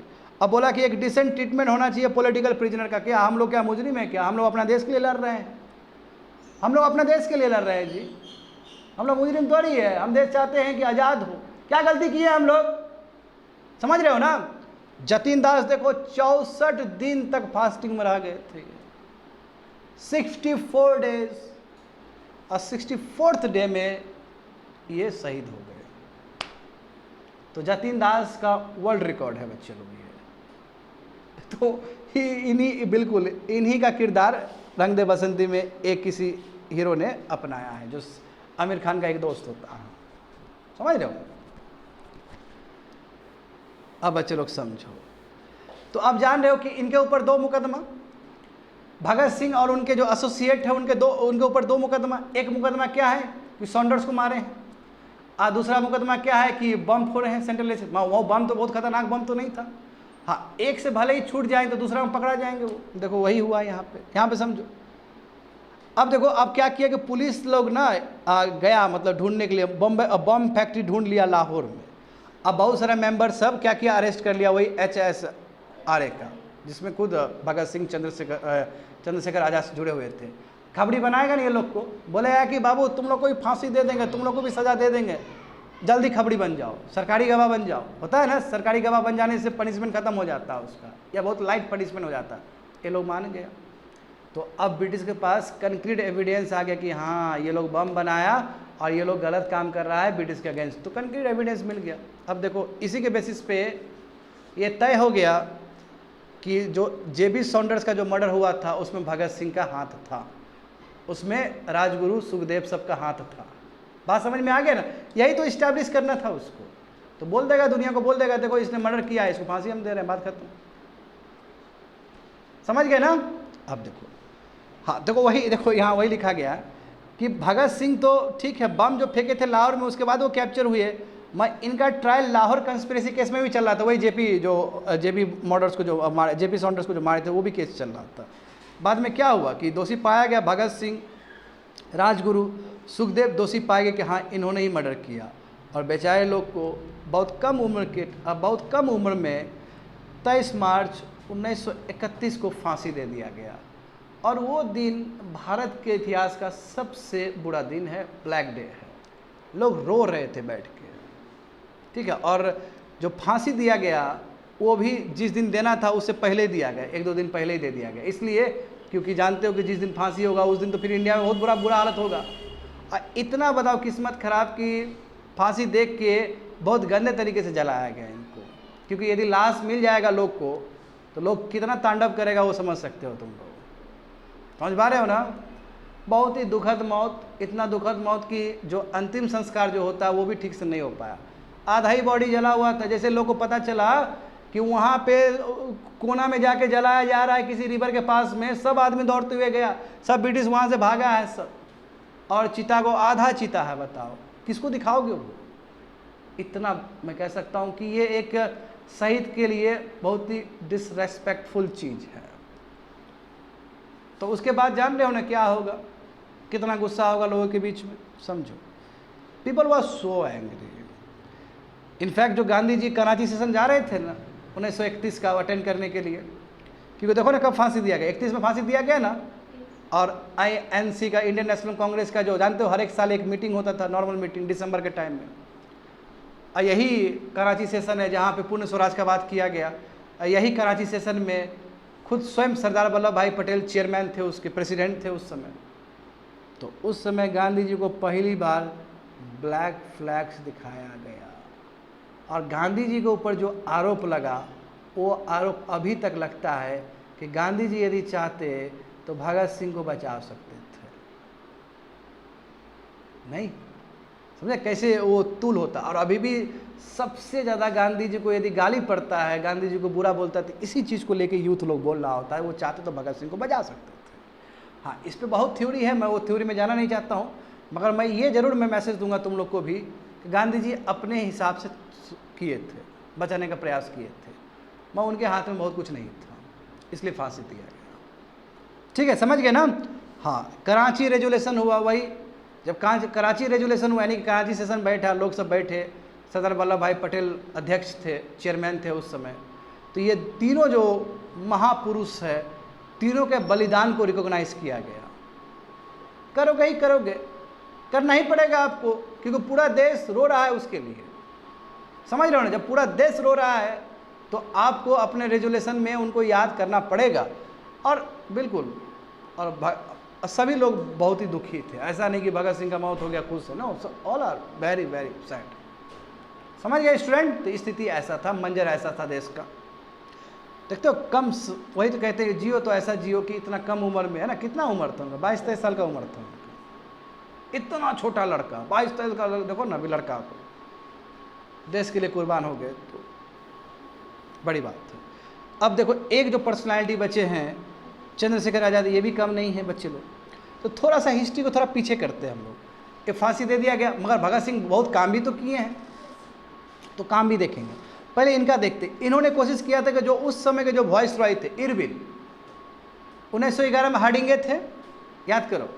तो ये 1929 में लॉर्ड इरविन थे। समझ में आ रहा है स्टूडेंट तुम लोग को, लॉर्ड इरविन थे। अब चंद्रशेखर आज़ाद ने, हाँ उस समय अभी जिंदा ही हैं ये लोग भी, हमारे भगत सिंह सब भी अभी जेल के आसपास ही हैं, अभी मरे नहीं, क्योंकि उनको 1931 में फांसी दिया गया। चंद्रशेखर आज़ाद बाहर है। अब देखो इन्होंने प्लान बनाया कि जो वॉइसरॉय का, जो इरविन का जो ट्रेन होगा दिल्ली के पास आएगा, उसी को उड़ा देंगे हम। तो अब क्या हुआ देखो, प्लानिंग था, बस प्लानिंग था, उस प्लानिंग में ये शामिल थे। और ये कह सकते हो 1930 में स्टूडेंट ऐसे सीरीज ऑफ वायलेंट एक्शन हुआ है पंजाब और तुम्हारा उत्तर प्रदेश, उस समय का उत्तर प्रदेश वाला एरिया में 26 इंसिडेंट हुआ है केवल पंजाब में। तो पंजाब हाईली एक्टिव एरिया था तुम्हारा रिवोल्यूशनरी एक्टिविटीज़ के लिए। समझ पा रहे हो ना, ठीक। पंजाब, क्योंकि देखो ना सब पंजाब से ही लोग सब हैं। हाँ देखो, जब पता चला कि आज़ाद छुपा हुआ है इलाहाबाद के किसी एक पार्क में, तो पुलिस का रेड पड़ता है। जब देखते हैं, ये भी काउंटर करते हैं, जब देखते हैं कि अब लड़ना मुश्किल है, अब सरेंडर करना पड़ेगा, फिर पुलिस के पास जाना पड़ेगा, फिर पुलिस गिरफ्तार करेगा, तो हमारा स्टेटस डिग्निटी पे भी सवाल उठता है। एक कारतूस बचा हुआ था, एक गोली बचा हुआ था, वो खुद अपने आप को मार लेते हैं। That is the story of Chandrashekhar Azad. तो ये भी इतना ही इम्पोर्टेंट युवा रहे हैं। समझ रहे हो ना स्टूडेंट? तो ऐसा एग्जाम्पल जब दिया जाएगा तो समझ रहे हो, आने वाले जनरेशन को तो बहुत फ़ायदा होने वाला है इससे। जब सचिन तेंदुलकर इतना अच्छा बैटिंग किया, विराट कोहली बना ना, विराट कोहली इतना अच्छा बैटिंग किया तो शुभमन गिल आया ना, यशस्वी जायसवाल आया ना, मैं वही बोल रहा हूँ, जनरेशन को इन्होंने इंस्पायर किया। हम आगे देखो, अब बंगाल की तरफ जाते, हो गया ना ये, आप समझे ना, यूपी पंजाब सबका समझ लिए, काकोरी रोबड़ी सब समझ लिए ना, लाहौर कंस्पिरेसी समझ गए, वो जो सॉन्डर्स का महोत्सव हुआ था, सेंट्रल लेजिस्लेटिव में क्या किस तरह बम छोड़ा गया ये भी समझ लिए। अब हमें समझना है कि बंगाल रीजन में क्या हो, क्योंकि बंगाल रीजन में इंडियन नेशनल कांग्रेस तो काफ़ी एक्टिव था। वहाँ पे भी तुम लोग देखोगे रिवोल्यूशनरी एक्टिविटीज़ अच्छा खासा हुआ है। देखो ये चेहरा देखो, ये स्टूडेंट, इनके ऊपर एक मूवी भी बना है, ठीक है, जिसमें मनोज बाजपेयी ने रोल प्ले किया है, देख लेना, बहुत सुंदर मूवी है। और ये स्वयं एक टीचर थे, तो टीचर क्या कर सकता है मूवमेंट में, ये जानना है तो सूर्य सेन को पढ़ो, बहुत अच्छे समझ में आएगा। देखो ये जो व्यक्ति थे, इन्होंने नॉन कोऑपरेशन मूवमेंट में भी अपना योगदान दिया था, पार्टिसिपेट किए थे, और एक टीचर बने थे नेशनल स्कूल जो चित्तौड़गढ़ में था। क्यों जानते हो, स्वदेशी स्कूल सब बन चुका था, स्वदेशी मूवमेंट के बाद बहुत सारा स्कूल अपना देश का ही इंडिजिनस स्कूल था, उसमें ये टीचर थे। हाँ, अब बहुत ही प्रभावी टीचर थे, विद्यार्थी लोग बहुत अट्रैक्ट होते थे इनसे, ठीक है। तो देखो इन्होंने कहा कि चलो ठीक है, आर्म्ड रेबेलियन करते हैं। तो इनके साथ देखो बहुत सारे इनके दोस्त लोग, एसोसिएट्स लोग, अनंत सिंह, गणेश घोष और लोकनाथ बॉल, ठीक है, सब लोग मिलके चाह रहे थे कि हम ऐसा आर्म्ड रेबेलियन करें ताकि ये माइटी ब्रिटिश एम्पायर हिल जाए। बिल्कुल वही सोच जो कि भगत सिंह सबका सोच था उधर। इसलिए ऊपर क्या लिखा गया, चित्तौड़गढ़ आर्मरी रेड, यानी कि चित्तौड़गढ़ में जो आर्म्स और वेपन्स का एक तरह से फैक्ट्री है उसके ऊपर रेड करेंगे, वही स्वदेशी डकैती एक तरह से। आ रहा है समझ में? हाँ देखो, they had plan to occupy two, जो मेन दो आर्मरी है चित्तौड़गढ़ में, उसको दोनों को अटैक करने का बात था, समझा। और इतना ही नहीं, टेलीफोन और टेलीग्राफ जो लाइन था, क्योंकि ब्रिटिश लोग बिछा दिया था ना, उसको डिस्ट्रॉय करना ताकि ब्रिटिश लोग कम्युनिकेशन नहीं कर पाए। अब प्लस जो रेलवे लिंक है उसको डिसलोकेट कर देना, चित्तौड़गढ़ और बाकी बंगाल का एरिया डिस्कनेक्ट करने के लिए रेलवे ट्रैक को ही क्या करना, वो डीलिंक कर देना। तो प्लान तो खतरनाक था इनका भी। मैं क्या हुआ देखो ना, देखो ये इनका, हाँ, अनंत सिंह, गणेश घोष और लोकनाथ बॉल। कोई पूछेगा तुम लोग से कि अनंत सिंह, गणेश घोष और लोकनाथ बॉल किस चीज़ से संबंधित है, तो कहोगे चित्तौड़गढ़ आर्मरी रेड से वो संबंधित है, ठीक है। इसी तरह यूपीएससी में सवाल बनता है। आगे देखो क्या हुआ बच्चे लोग, समझो बात को। रेड को अंजाम दिया गया अप्रैल 1923 में, जहाँ पे 65 एक्टिविस्ट इन्वॉल्व थे, समझे। और देखो जैसे हिंदुस्तान रिपब्लिक बना ना, वहाँ पे आर्मी ये लोग भी बनाए थे, इंडियन रिपब्लिक आर्मी, अपने आप वो उस तरह का यूनिफॉर्म पहन के किए थे ये, ठीक है। अब देखो उसके बाद क्या हुआ, रेड कुछ कह सकते हो सक्सेसफुल रहा है ना। वहाँ पे देखो सूर्य सेन ने नेशनल फ्लैग भी लहरा दिया, समझे, और एक अपना रेवोल्यूशनरी गवर्नमेंट, वहाँ प्रोविजनल रेवोल्यूशनरी गवर्नमेंट तक, उसने पैरेलल गवर्नमेंट तक खड़ा कर दिया, यानी कि वो एरिया को क्या किया, कैप्चर कर लिया एक्टिविस्ट सब ने उस एरिया को। आ रहा है समझ में क्या बोल रहे हैं? ये बड़ी बात है ना। 17 में देखे थे ना क्या हुआ था, रामोसी ने क्या किया था, ओ वासुदेव वाले जो लोग थे, रामोसी वाला जो अपराइजिंग हुआ था, वासुदेव थे ना, फाड़ के करके उन्होंने किए थे ना। यहाँ पे देखो 1879 के आसपास रेवोल्यूशनरी वाला जो फर्स्ट आइडिया देने वाले वही थे, रामोसी जो अपराइजिंग हुआ था। अरे पिछले क्लास में बता चुके हैं हम, बॉम्बे में जो हुआ था, बिल्कुल। तो उन्होंने भी पैरेलल गवर्नमेंट खड़ा किया था, वो कम समय के लिए, यहाँ पे भी वही कम समय के लिए होगा। ब्रिटिश का नेटवर्क इतना बड़ा है जी। देखो क्या हुआ, बाद में अरेस्ट कर लिया गया इनको 1933 में, और ये भी एक साल बाद ही कह सकते हो कैपिटल पनिशमेंट इनको ही मिल गया, डेथ हो गया इनका। मैं इनका जो लेगेसी है, इनका जो बहादुरी है, जैसे भगत सिंह का बहादुरी याद रखता है लोग सब, सूर्य सेन का बहादुरी एक इंस्पिरेशन था आने वाले समय में यूथ के लिए। बिल्कुल, बहुत इंस्पायर किया है ये।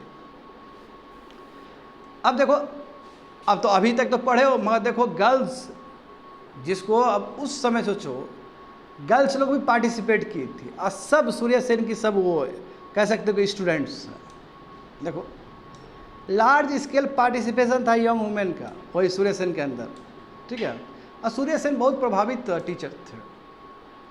टीचर जो विद्यार्थी, जो छोटे छोटे यूथ लोग नहीं, बहुत ज़्यादा अट्रैक्ट हो जाते थे। बहुत बेचारा बहुत झेले हैं, ठीक है। उनका यदि मूवी देखोगे तो तुमको बहुत दया आएगा उनके ऊपर। बहुत बहुत बहुत मेहनत किए थे वो, समझे।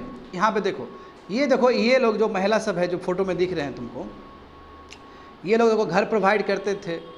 हाँ, कोई मान लो कि कोई रेवोल्यूशनरी आया, कोई छुपना है तो ये लोग शेल्टर दे देते थे उन लोग को, मैसेज फैलाने में काम करते थे। और गन, हाथ में गन रख के भी कई लोग को उड़ाए हैं पकड़ के, ये महिला लोग से, ठीक है। जैसे एग्जाम्पल देखो, प्रतिलता वाडेदार है ना, इन्होंने बताओ, ये जब रेड कर रहे थे, रेड समझ रहे हो ना, हाँ, जब कोई चीज़ जैसे चित्तौड़गढ़ में बहुत सारा रेड हुआ ना, उस समय ये मारी गई। नंबर 2 कल्पना दत्ता, देखो उनको भी अरेस्ट किया गया, इनको भी लाइफ सेंटेंस तक भेजा गया। सूर्य सेन के साथ ये अरेस्ट हुई थी। शांति घोष और सुनीति चंद्रेरी, ये स्कूल गर्ल थी, बताओ उस समय की, बताओ, इसने डिस्ट्रिक्ट मजिस्ट्रेट को मार दिया बंदूक से। समझ रहे हो, स्कूल का स्टूडेंट है ये सब। बीना दास देखो, हाँ, इनको कन्वोकेशन डिग्री मिलने वाला है। जब ग्रेजुएट करते तो डिग्री मिलता है, जैसे बीटेक का देखते हो डिग्री मिलता है, तो कन्वोकेशन के टाइम में वो ब्लैक रेंज से नज़दीक से गवर्नर को उड़ा दिए। बहुत साहसी, और उसको महिला भी बोलना गलत बात होगा, सब छोटे छोटे बच्चे लोग सब नहीं, हाँ गर्ल्स सब है, गर्ल्स सब, महिला कहाँ है, गर्ल्स है सब विद्यार्थी वर्ग के लोग सब। जिसको सोचो ना, एक स्कूल गर्ल है, एक कन्वोकेशन ग्रेजुएशन हो रहा है जिसका, तो कह सकते हो गर्ल्स कम नहीं था इधर चित्तौड़गढ़ रेड में, वो शामिल थे। हाँ, अब देखो बाबू, वही बात है। सूर्य सेन देखो हेड मुस्लिम्स, यानी कि देखो उनका बहुत अच्छा सपोर्ट, देखो उनको बहुत अच्छा सपोर्ट था इनको। जैसे देखो एग्जाम्पल देखो, सत्तार हो गए, मीर अहमद हो गए, फ़कीर अहमद मियान हो गए, तूनू मियान हो गए, सब यानी कि मुस्लिम लोग भी काफ़ी अच्छा सपोर्ट किए थे यहाँ इनके ग्रुप को। हम कुछ ड्रॉबैक्स था। ड्रॉबैक्स क्या था कि देखो इसमें कुछ कंजर्वेटिव एलिमेंट्स भी था। कभी भी कोई भी बड़ा मूवमेंट में, ऑर्गेनाइजेशन में यदि कंजर्वेटिव एलिमेंट हो, रूढ़िवादी सोच हो, तो वो मूवमेंट आगे नहीं बढ़ पाएगा, नंबर 1। नंबर 2 क्या है कि ये ब्रॉडर इशू को नहीं ले पाए। यदि और ब्रॉडर इशू लेते तो और लोग उसमें शामिल होता, मगर ब्रॉडर इशू को नहीं ले पाए, नंबर 2। और दूसरी बात ये है कि जो बंगाल में जो मुस्लिम पीजन के साथ जो अत्याचार हो रहा था जमींदार के द्वारा, ये इशू को ये ठीक से इंडियन नेशनल कांग्रेस में वो नहीं कर पाए, डिलीवर नहीं कर पाया। और ना ही वहाँ के स्वराजिस्ट लोग जो थे, पता है ना, प्रो चेंजर वाले लोग सब, वो भी उस इशू को नहीं लिए। तो मुस्लिम लोग सब जो है वो हताश हो गए थे। देखो अब जब देखो सबसे पहले प्रॉब्लम तुमको समझना पड़ेगा कि इंडियन नेशनल कांग्रेस में जो शुरू के जो नेता लोग रहे हैं, लीडर्स रहे हैं, ज़्यादातर वो लोग जमींदारी लोग थे। तो जमींदार जब लोग हो गए तो कभी नहीं चाहेगा कि पीजन का इशू उठाए। बात समझ रहे हो? तो एक रीज़न ये भी था कि पीजन का इशू नहीं उठा, वो भी मुस्लिम पीजन का इशू नहीं उठा। तो जो सूर्य सेन को जो सपोर्ट मिल रहा होगा मुस्लिम पीजेंट्स का, वो सपोर्ट कम हो जाएगा ना। बिल्कुल वही हुआ है, आया समझ में। और उसका गवर्नमेंट का एक्शन देख ही सकते हो, पकड़ पकड़ के विलेज को जला दिया गया है ना, फाइन लगाए गए और विद्यार्थी लोग को बोल दिया गया, ए ज़्यादा उड़ना नहीं है बच्चा, तुम लोग का पढ़ने का उम्र है। पेरेंट्स को जाके पूरी तरीके से वो कर दिया गया कि देखना आपका बच्चा घर से जाता है इधर उधर तो देख लेंगे, बढ़िया से मार देंगे, उसके बाद हमको नहीं बोलिएगा कुछ। तो डायरेक्ट चैलेंज था ब्रिटिश के द्वारा। तो कौन माँ बाप अपना बच्चे को निकालने देगा बाहर, पूरा धमकी दे दिया था। 1933 में देखो ना, गाज जवाहरलाल नेहरू पे भी गिरा है। जवाहरलाल नेहरू ने प्रेस कर दिया, वाह रेवोल्यूशनरी, वाह चित्तौड़गढ़ के लोग कमाल कर दिया। बोला कमाल कर दिया, जाओ तुम भी जेल में जाओ, सेडिशन लग गया तुम पे, जाल दिया उसको भी जेल में। ब्रिटिश यही करता था। आखिर जवाहरलाल नेहरू देखो अभी नेता बन रहे हैं, 1901 वही 30 का बात है, 30 के आसपास का बात है, समझ रहे हो ना। देखो क्या हुआ यहाँ पे, देखो जवाहरलाल नेहरू, उनको सेडिशन में बताओ अरेस्ट कर दिया, वही राष्ट्रद्रोह मुकदमा पे अरेस्ट कर लिया गया। 2 साल के लिए बेचारे को सेंटेंस भेज दिया गया। क्यों? क्योंकि प्रेस किए, गजब काम किया है, गजब काम किया हमारे रिवोल्यूशनरी ने, और ये इम्पीरियलिज्म, ये जो बदमाश ब्रिटिश लोग हैं, ठीक किया इसके अगेंस्ट। तो जब इस तरह का तुम बयान दोगे तो तुमको पकड़ेगा ही पकड़ेगा। हाँ, ये अलग बात है कि ब्रिटिश तो ब्रिटिश है बाबू, कोई भी मूवमेंट तो वो सप्रेस कर ही देता है, इसको भी सप्रेस कर दिया गया। मगर कहीं ना कहीं जो पॉलिटिकल वैक्यूम क्रिएट हुआ CDM के बाद फिलअप किया है ना बढ़िया से चित्तगांग आर्मरी रेड ने, समझ पा रहे हो ना। तो सूर्य सेन बहुत बड़ा नाम है। जो सेकेंड फेज का जो रिवोल्यूशन चल रहा है इधर, उसमें बंगाल रीजन का, उधर रीजन का तो तुम लोग समझ ही गए, बिस्मिल खान सब हो गए, बिस्मिल्लाह प्रसाद सब हो गए, सरफरोशी की तमन्ना। आगे देखो। हाँ, अब बच्चे लोग हम लोग फिर बैक आ जाते हैं, थोड़ा देखते हैं। मैंने क्या बोला था तुम लोग को शुरू में, तो जो HSRA याद है ना, पहले HRA था, फिर HSRA बना ना, सोशलिस्ट वाला प्रिंसिपल आया। अब बता, इन लोग का आइडियोलॉजी बाद में चेंज हो गया। अब जो आदमी, जो लीडर्स पहले कहता था कि पिस्तौल से ब्रिटिश मानेगा, ये लोग बहुत लड़ा, ये लोग को पता चला कि नो, जो गांधी बाबा लोग कर रहा है वो सही है कर रहा है। अब गांधी जी लोग सब चालाक आदमी, चतुर आदमी और पूरा अनुभवी आदमी, उसको पता है कि यूथ लोग के पास खून गर्म है, चिल्लाएगा, मारेगा बंदूक बंदूक, और ब्रिटिश को और मौका मिलेगा उसको लिपटाने का। क्योंकि आप तो बोल सकते हो कि लॉ एंड ऑर्डर मेंटेन करना है, अब मार दो पकड़ के, जेल डाल दो, फांसी कर दो, इजी है उसको लिपटाना। भाई यदि तुम पीसफुल प्रोटेस्ट करोगे तो बहुत मुश्किल है तुमको लिपटाना। गांधी जी को ये समझ तो बहुत पहले से ही था। गांधी जी तो बहुत मैच्योर आदमी है शुरू से ही, इसलिए गांधी जी चुपचाप प्रोटेस्ट करते रह गए पीसफुल तरीके से। ये अलग बात हुआ कि वो भी क्विट इंडिया मूवमेंट में थोड़ा हताश हो गए थे और डू और डाई का स्लोगन दे दिया था, करो या मरो। तुम विश्वास कर सकते हो गांधी जी ऐसा बोल सकते क्या कभी? गांधी जी जो जिंदगी भर बोलते रह गए कि पीसफुल प्रोटेस्ट करना, सत्याग्रह करना, वही आदमी जाके क्विट इंडिया मूवमेंट में डू और डाई बोल देता है।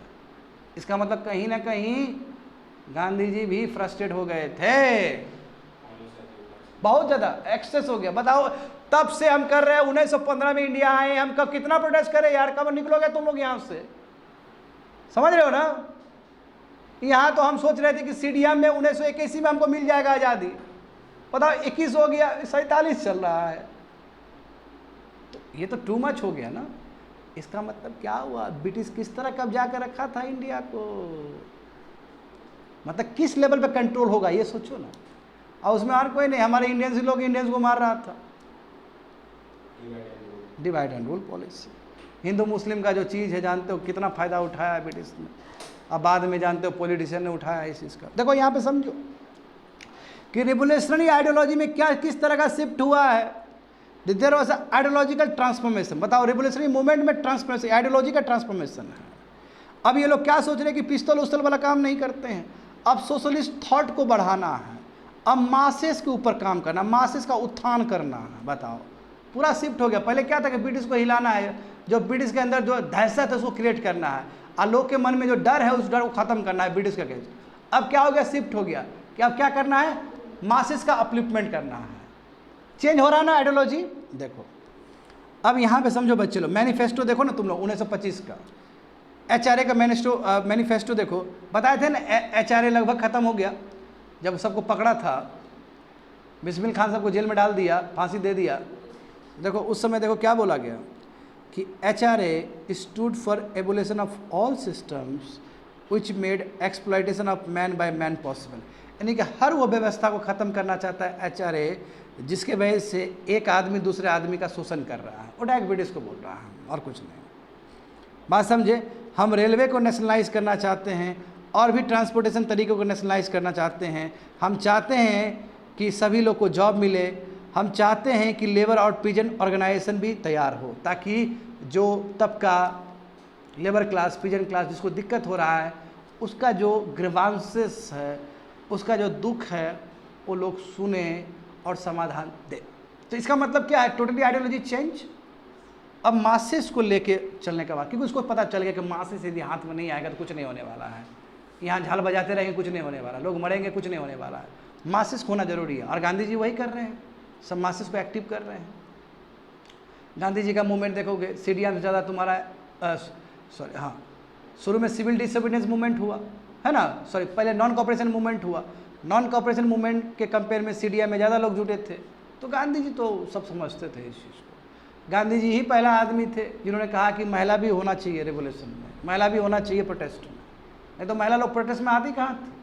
हाँ, ये अलग बात है कि स्वदेशी मूवमेंट के टाइम में थोड़ा बहुत आई थी, उसमें कोई सेकंड थॉट नहीं है, मगर गांधी जी पहला इंसान है जिन्होंने महिला को भी घर से निकाला है कि आप भी आइए, जितना पॉपुलेशन होगा उतना ही ज़्यादा अच्छे से लड़ पाएंगे हम लोग। समझ पा रहे हो? तो ये रिलाइजेशन हो रहा है इन लोग को भी कि मासेस का अपलिफ्टमेंट का काम किया जाए। देखो यहाँ पे क्या क्या हुआ, देखो वही तो बोल रहा है कि ये रेवोल्यूशनरी लोग अब क्या किए, इंडिविजुअल जो हीरोइक एक्शन जिस पे ये लोग चल रहे थे उससे थोड़ा दूर हो गए। ठीक है, अब दूर हो गए।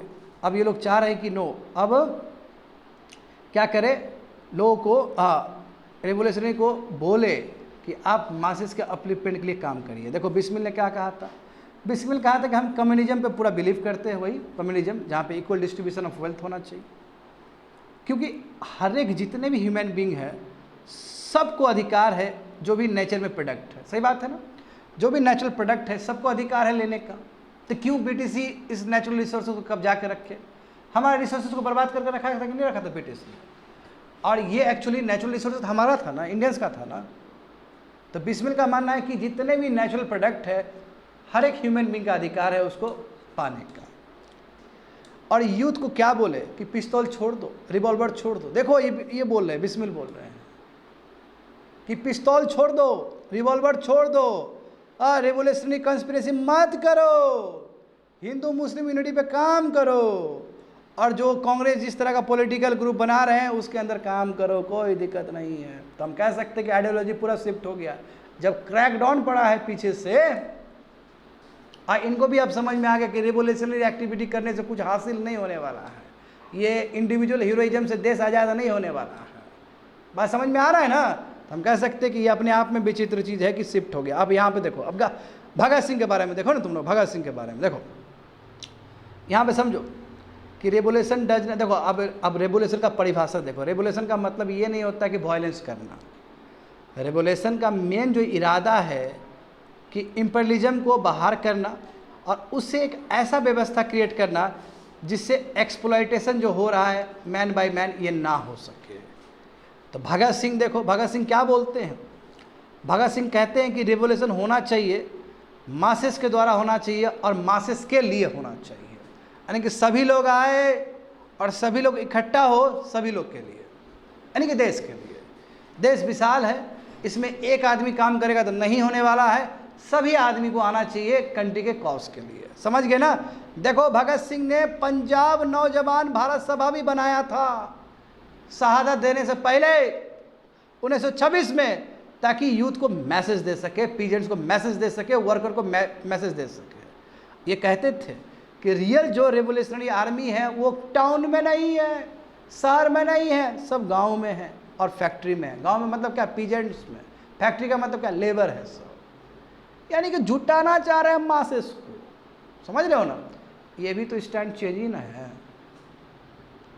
तो सही बात है, आप जो कार्य कर रहे होते हैं, जब आपको अनुभव होता है, तो जब अनुभव का एक्सपीरियंस आपको गेन होता है तो फिर आपका स्ट्रेटजी अलग हो जाता है। इसमें भी कोई सेकंड थॉट नहीं है।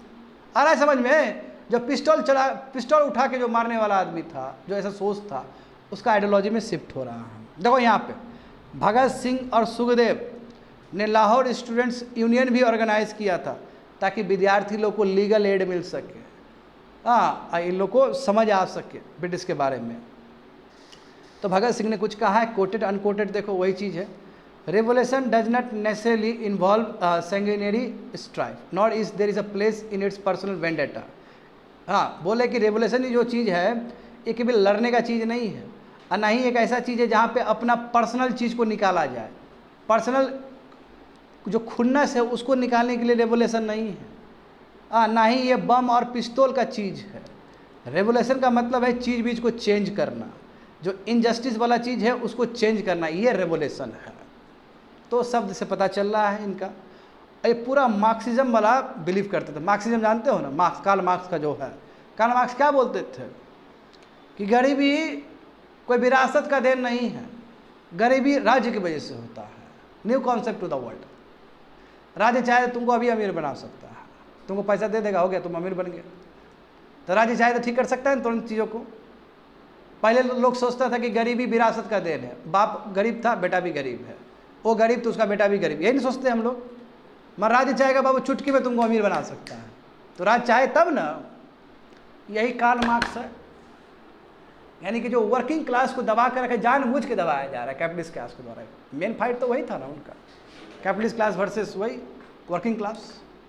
तो ये जो आइडियोलॉजी जो बताएं बाबू, भगत सिंह इससे काफ़ी प्रभावित है, क्यों कम्युनिस्ट थे वो, सिंपल बात है। देखो वो बोलते थे कि ये जो पीजेंट्स है ना, बेचारे लोग केवल बीटीसी सता नहीं रहा है लोग को, ये जो यहाँ के जो कैपिटलिस्ट क्लास के लोग हैं और यहाँ के जो लैंडलॉर्ड्स जमींदार लोग हैं, वो भी उसको पकड़ के रखे हैं। यदि पीजेंट्स को निकालना है तो केवल बीटी राज से नहीं निकालना है, जमींदार के राज से भी निकालना है ये लोग को, और कैपिटलिस्ट क्लास के राज से भी निकालना है वर्कर्स लोग को। तो सोच जो है बड़ा है, बात समझे। हाँ आगे देखो, बच्चे लोग खत्म हो गया ना, आया समझ में तुम लोग को। इस सेकंड फेज हम खत्म कर दिए। तो देखो पहला फेज हम लोग जान चुके हैं, पार्टीशन ऑफ बंगाल से मैच किया, नॉन कॉपरेशन ऑफ मूवमेंट के बाद सेकंड फेज हुआ। थर्ड फेज देखो, थर्ड फेज देखो स्टूडेंट लोग, क्या है ये 1942 के बाद क्या होता है। क्विट इंडिया मूवमेंट हो चुका है भारत में, बता क्विट इंडिया मूवमेंट होने के बाद भी भारत आज़ाद नहीं। तो यहाँ तो तुमको नहीं लग रहा ये क्या है, आज़ाद हिंद फौज का राइज है। बताओ पर्सनालिटी, सुभाष चंद्र बोस। बाबू सुभाष चंद्र बोस बहुत बड़ा आदमी है, समझा।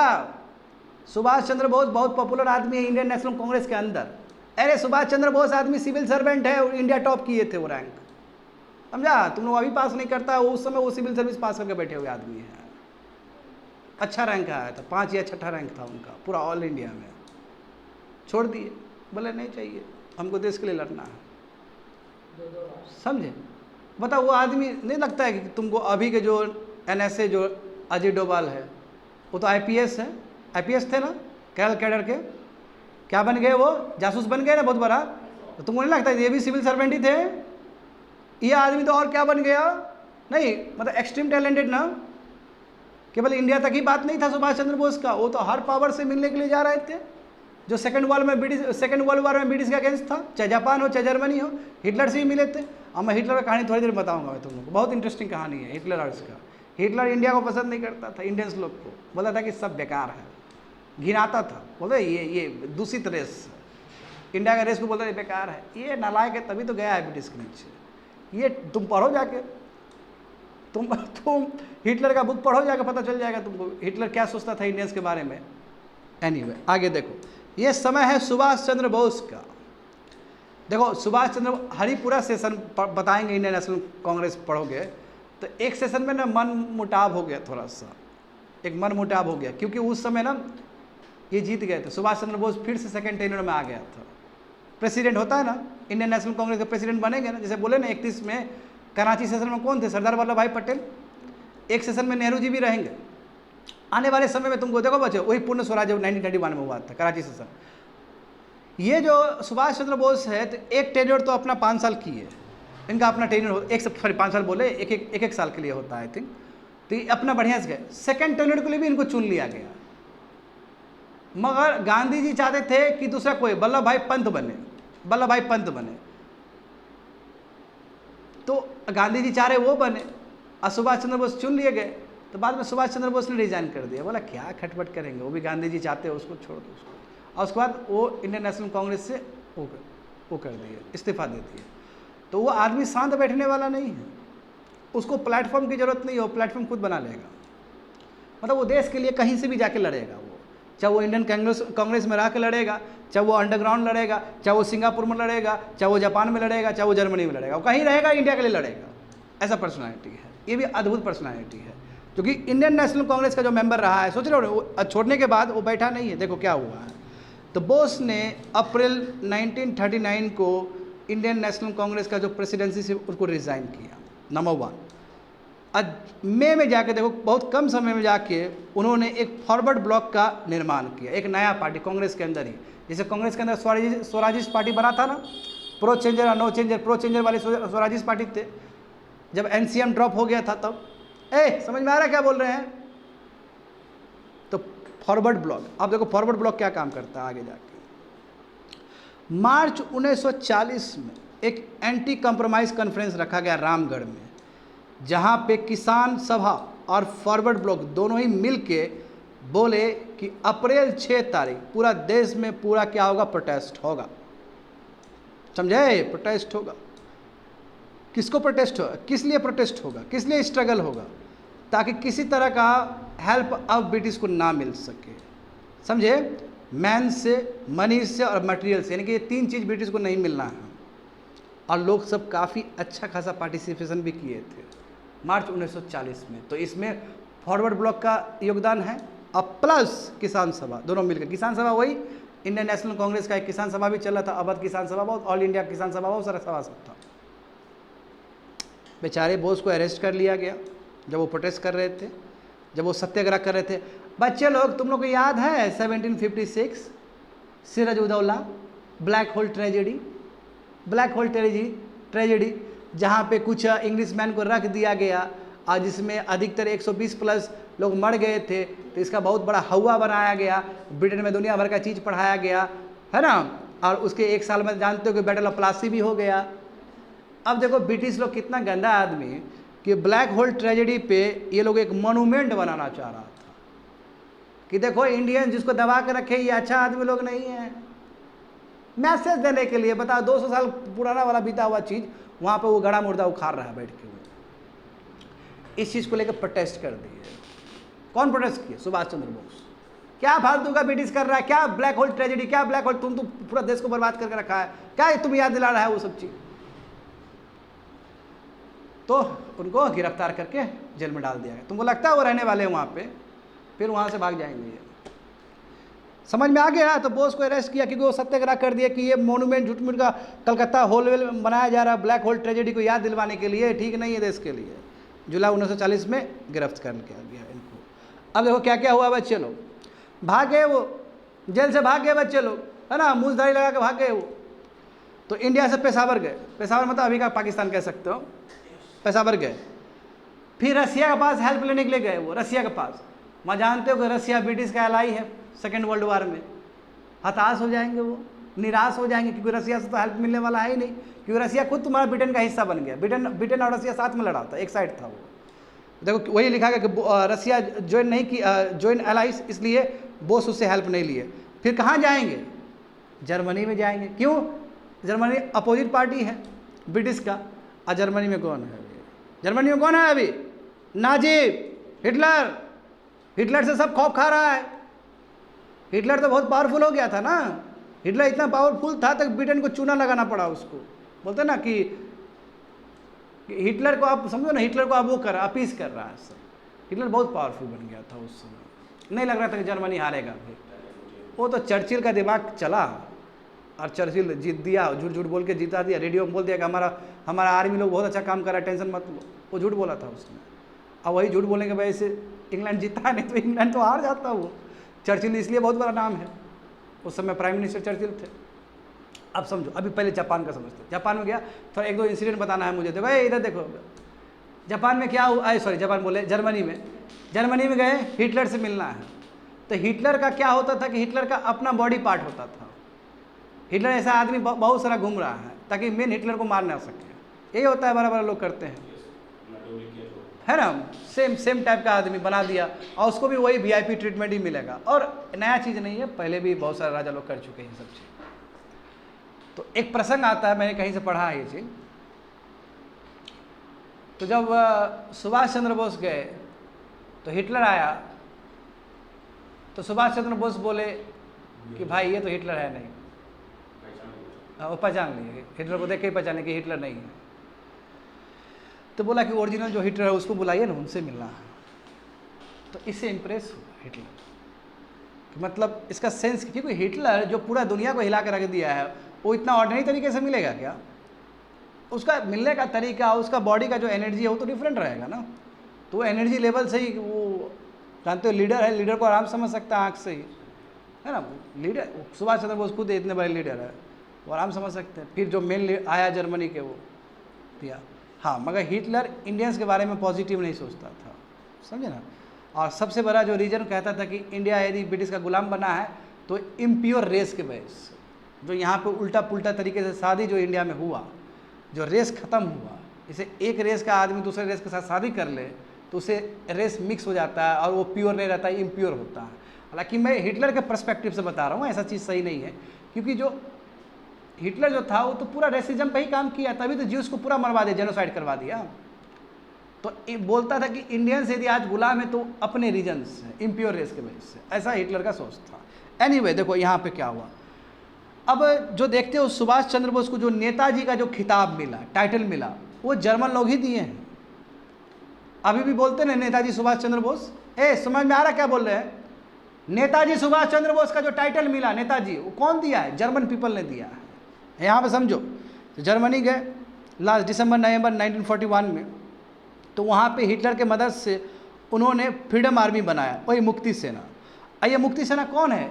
जो भी प्रिजनर जो पकड़ा जाते थे ना जेल में, जैसे इंडियन प्रिजनर तो हमेशा ब्रिटिश के लिए लड़ा है, तो बहुत सारा पकड़ाए होंगे ना जर्मनी में, जो जेल में होंगे ना, उसको निकाल के मुक्ति सेना बना है। जो प्रिजनर ऑफ वार है, बच्चे लोग, प्रिजनर ऑफ वार का मतलब क्या होता है कि जो लड़ने के लिए गए और जो पकड़ा गए तो जेल में सड़ेंगे वो लोग। और यहाँ पे हमारे गुरुजी जाके सुभाष चंद्र बोस वहाँ पे जाके ऐसे प्रिजनर को निकाल के अपना एक संगठन बना रही है, समझ रहे ना। और जर्मनी मान भी गया। देखो जर्मनी भी चाहता है कि इस तरह ब्रिटिश को दबाया जाए, ब्रिटिश को कम किया जाए, उसका भी अपना इंटरेस्ट है उसमें। नंबर 1, हाँ, जर्मनी देखो was made office of freedom army, देखो वहाँ पे ऑफिस खोल दिया गया हमारे फ्रीडम आर्मी के लिए, वही आज़ाद हिंद फौज जो कि बाद में जाकर बनता है। बोस देखो वही तो बोले, जर्मन के पीपल हमारे बोस को नेताजी बोल रहे हैं वहाँ पे, और उन्होंने वहीं पे सबसे फेमस नारा दिया था अपने जीवन का, जय हिंद। जय हिंद का जो नारा है वहीं पे दिया। अभी बोलते हैं ना लोग सब पॉलिटिशियन जय हिंद, तो जय हिंद का जो पहला जो नारा है सुभाष चंद्र बोस ने जर्मनी में ही दिया था। हाँ, और वहाँ का जो बर्लिन रेडियो है, जर्मनी का जो बर्लिन रेडियो है, वहीं से वो अपना ब्रॉडकास्ट करते थे, वहीं से अपना प्रसारण करते थे, तो पूरा वर्ल्ड सुनता था कि कहना क्या चाह रहे हैं। और इंडियंस लोग के लिए भी बहुत इंस्पिरेशन का काम करेगा। मोदी जी मन की बात करते हैं, हाँ, तो ये बर्लिन में अपना बात करते थे, बर्लिन के रेडियो में, समझ गए। हाँ, जर्मनी गए, उसके बाद इनको लगा कि फिर जाना चाहिए जो इंग्लैंड के जो दुश्मन है जापान के पास। वहाँ गए, जापान के प्राइम मिनिस्टर से मिले जून 1943 को। उसका फिर सिंगापुर गए जुलाई 1943 को। अब उस सिंगापुर में ही इन्होंने इंडियन नेशनल आर्मी का गठन किया है। तो बात समझ में आ रहा है सुभाष चंद्र बोस कौन है? हाँ, तो सुभाष चंद्र बोस देखते हो कितना लंबा यात्रा करके जा रहे हैं वो, और वो भी पेशावर से जो भागे थे तो अफगानिस्तान के रूट से भागे थे वो, समझे, बहुत ही मुश्किल से भागे थे वो, उनके अगेंस्ट रेड नोटिस वही जारी हो गया था, बड़ा मुश्किल से भागे हैं वो। हाँ, मगर देखो सिंगापुर में जाकर वो फॉर्म कर लिया। और रास बिहारी बोस के बारे में तुम लोग को बताया गया था कि आने वाले समय में रास बिहारी बोस ही, उनका ही संगठन को सुभाष चंद्र बोस कैरी करते हैं, बताए थे। एनीवे यहाँ पता चल जाएगा। देखो सुभाष चंद्र बोस का ये कितना पिक्चर फेमस है, हिटलर से मिलते हुए और जापान के जो प्राइम मिनिस्टर हैं उनसे बात करते हुए। देखो आगे देखो स्टूडेंट, तो जापान में क्या हुआ, बैंकॉक में क्या हुआ और सिंगापुर में क्या हुआ, समझो आईएनए का गठन कैसे हुआ है। तो समझना होगा स्टूडेंट, तुम लोग को बहुत बढ़िया समझना होगा। कैप्टन मोहन सिंह ने ही आइडिया दिया था कि जो भी इंडियन जो प्रिजनर ऑफ वार है उसी को लेके हम आर्मी तैयार कर सकते हैं। तो ये जो कॉन्सेप्ट देने वाला जो आदमी था वो कैप्टन मोहन सिंह थे। इसके लिए जापान वाले लोग तैयार हो गए कि ठीक है, जितने भी इंडियंस जो ब्रिटिश के लिए लड़े थे, जिसको हम पकड़ कर रखे हैं, उसको रिलीज़ करते तुम आर्मी बना लो। आया समझ में? हाँ, टोक्यो में जो कि राजधानी है तुम्हारा जापान का, 1942 में क्या हुआ, वही रास बिहारी बोस उन्होंने क्या किया, ये जो प्रिजनर ऑफ वार है सबको मिला के इंडियन इंडिपेंडेंस लीग बनाया। बोले थे ना पिछले क्लास में कि यही इंडियन इंडिपेंडेंस लीग जो आगे जाके इंडियन नेशनल आर्मी का रूप लेता है जब सुभाष चंद्र बोस कमांड करते हैं तब। बात समझ में आ रहा है ना? तो कोई पूछेगा तुम लोग से, बहुत इंपॉर्टेंट चीज़ है, ये प्रीकर्सर है इंडियन नेशनल आर्मी से पहले का, समझे। सुभाष चंद्र बोस जो अपना आज़ाद हिंद फौज बनाए उससे पहले प्रीकर्सर है, मतलब उसका पहले का स्टेप है। उसमें कौन एक्टिव है? रास बिहारी बोस। अब बैंकॉक जानते हो थाईलैंड में है, वहाँ पे क्या हुआ देखो। तो जून 1942 में वहाँ पे भी कॉन्फ्रेंस हुआ, रास बिहारी बोस को प्रेसिडेंट ऑफ लीग चुन लिया गया and decision was taken to raise, अब इंडियन नेशनल आर्मी बनाया जाए, आज़ाद हिंद फौज बनाया जाए बोल के ये सोच हो गया। हाँ, क्योंकि जानते हो कि Indian national army got boost with launch of quit India movement in August 1940, क्योंकि क्विट इंडिया मूवमेंट भी इंडिया में चल रहा है। क्विट इंडिया मूवमेंट तो बाबू साइलेंट वाला चीज़ ही नहीं है ना, गांधी जी भी तो बोल चुके हैं डू और डाई, करो या मरो।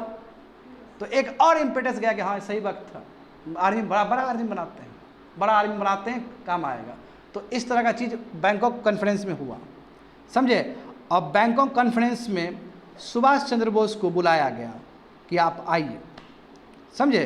तो Bangkok conference invited Subhash Chandra Bose to come to Japan. देखो जब जापान गए ना, जापान में मिले ना, तो अभी जो कर रहे हैं, अभी जो फील्डिंग जो तैयार कर रहे हैं वो रासबिहारी बोस से, समझ रहे हो ना।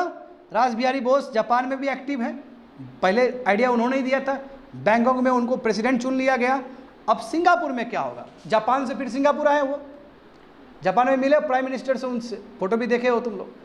फिर जब जापान से फिर अब जब सिंगापुर में आए तो रासबिहारी बोस भी बहुत अच्छा आदमी, रासबिहारी बोस ने क्या किया कि वो जो प्रेसिडेंट का जो पद था वो छोड़ दिया, और उनके बाद बोला सुभाष चंद्र बोस को बोले कि आप नेतृत्व करिए।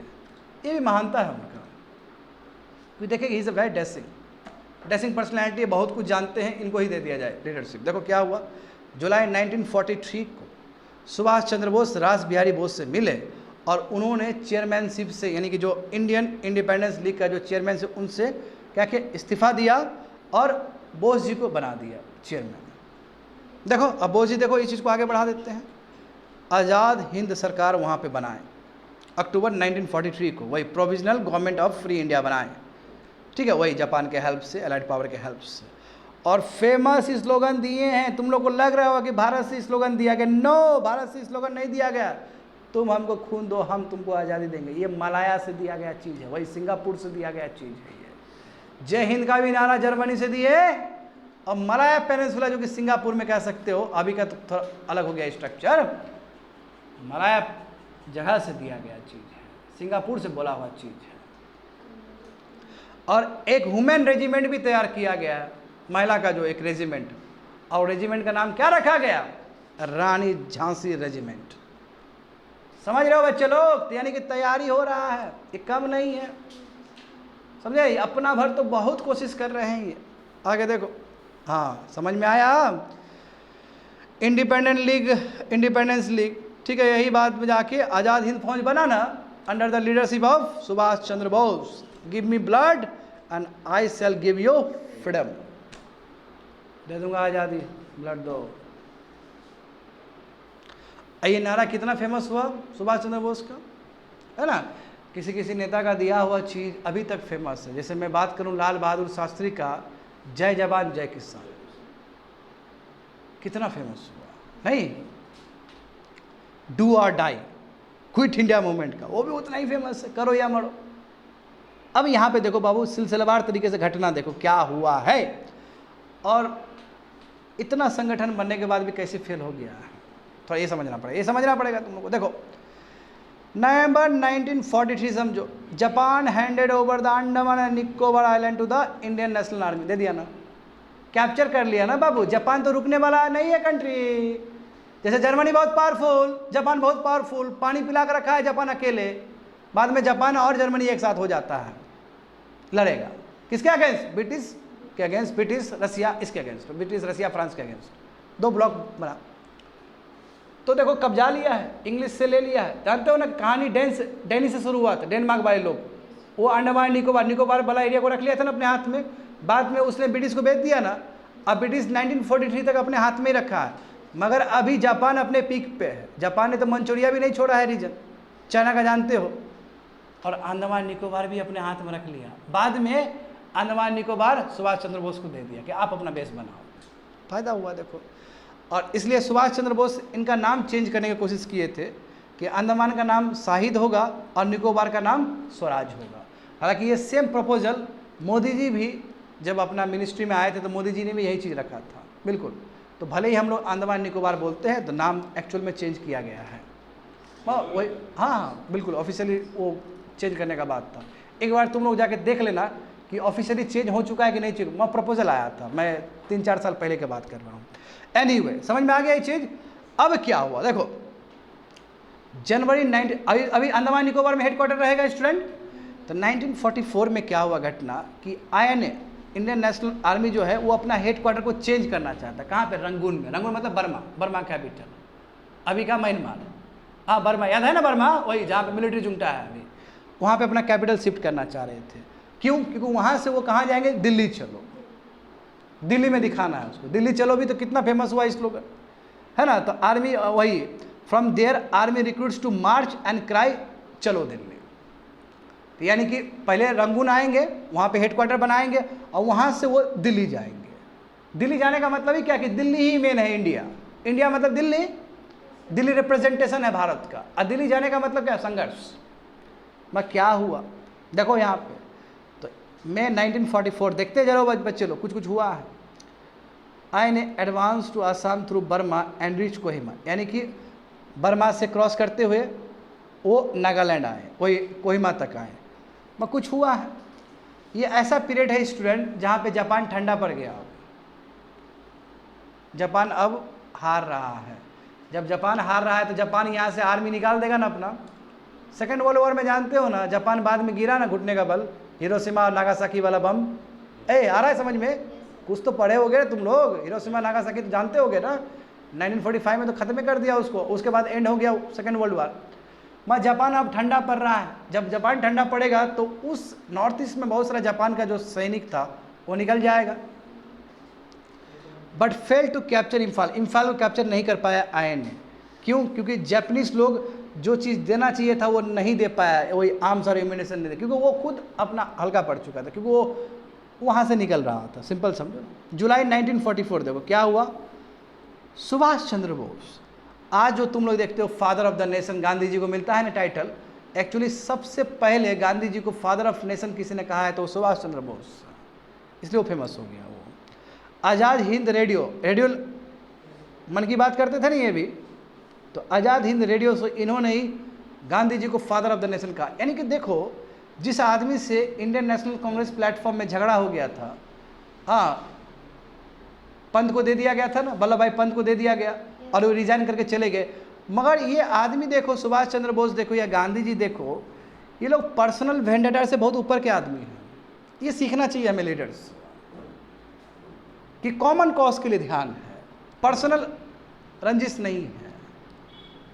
हालांकि मन तो खट्टा हुआ होगा सुभाष चंद्र बोस का उस समय जब वो प्रेसिडेंसी को इस्तीफा दे के चल गए होंगे, क्योंकि गांधी जी के हट के वजह से ही तो दिए होंगे और कुछ नहीं।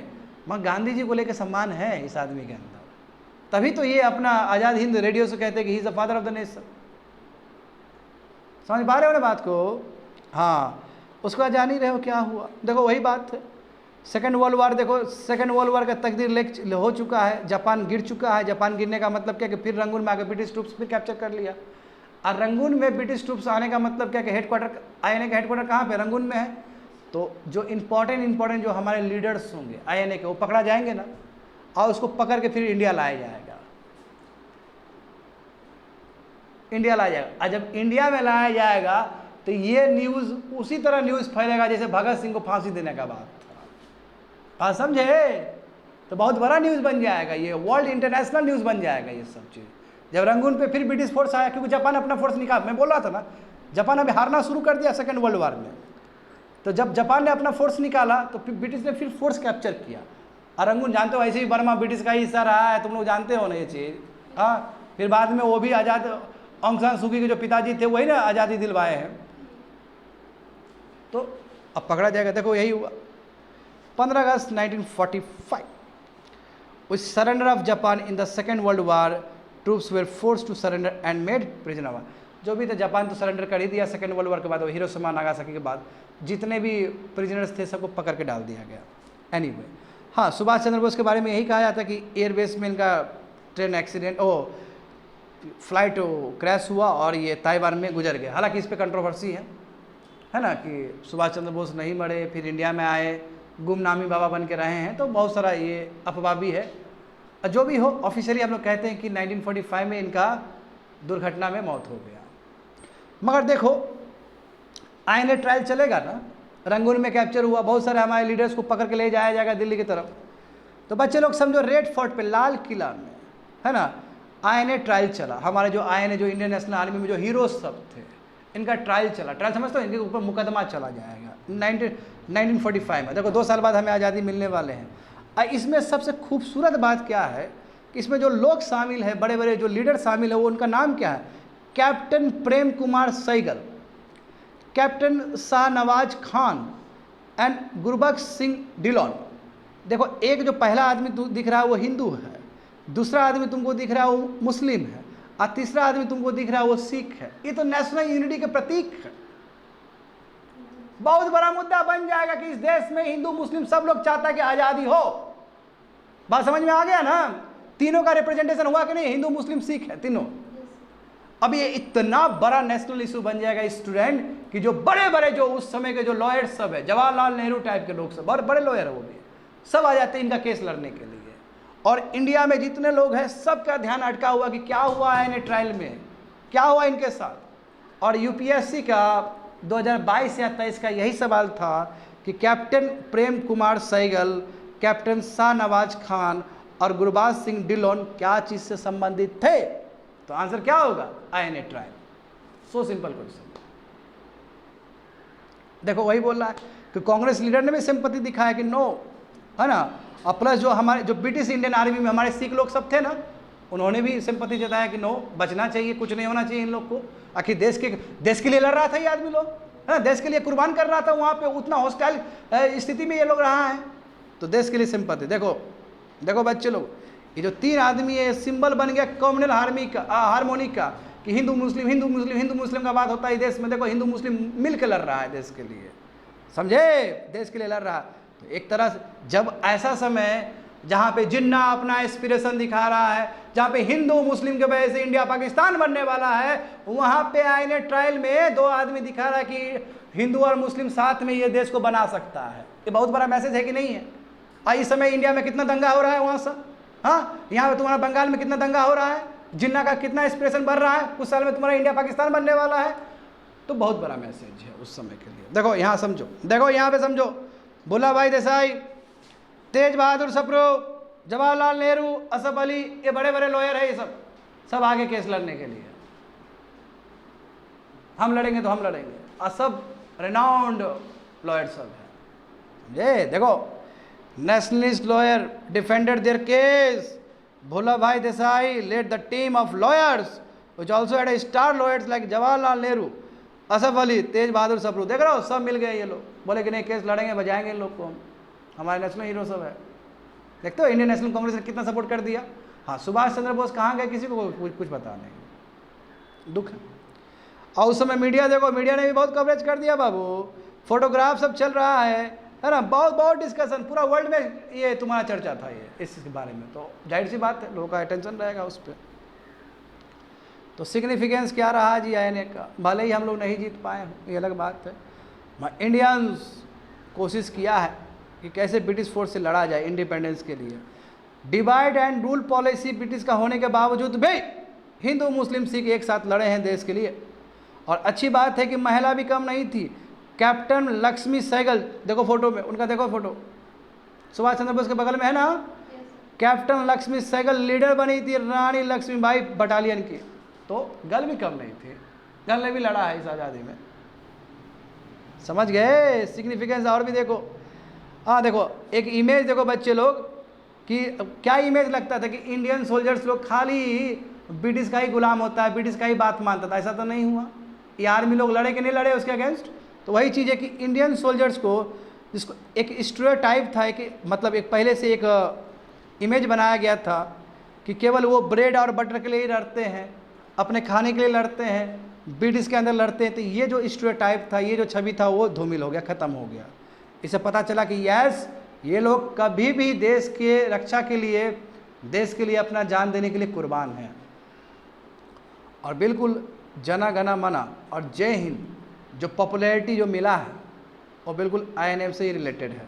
तो जना गना हो, चाहे जय हिंद हो, चाहे तुम मुझको खून दो हम तुमको आज़ादी देंगे, हाँ, चाहे Gandhi ji father of the nation का बात हो, ये सभी चीज़ आईएनए ने ही करके दिखाया है। तो आईएनए का सिग्निफिकेंस आप नहीं बोल सकते हो स्टूडेंट। बात समझ गए ना? तो सोशल रिफॉर्म मूवमेंट कंप्लीटेड और रिवोल्यूशनरी मूवमेंट भी कंप्लीट हो चुका है, कंप्लीटेड।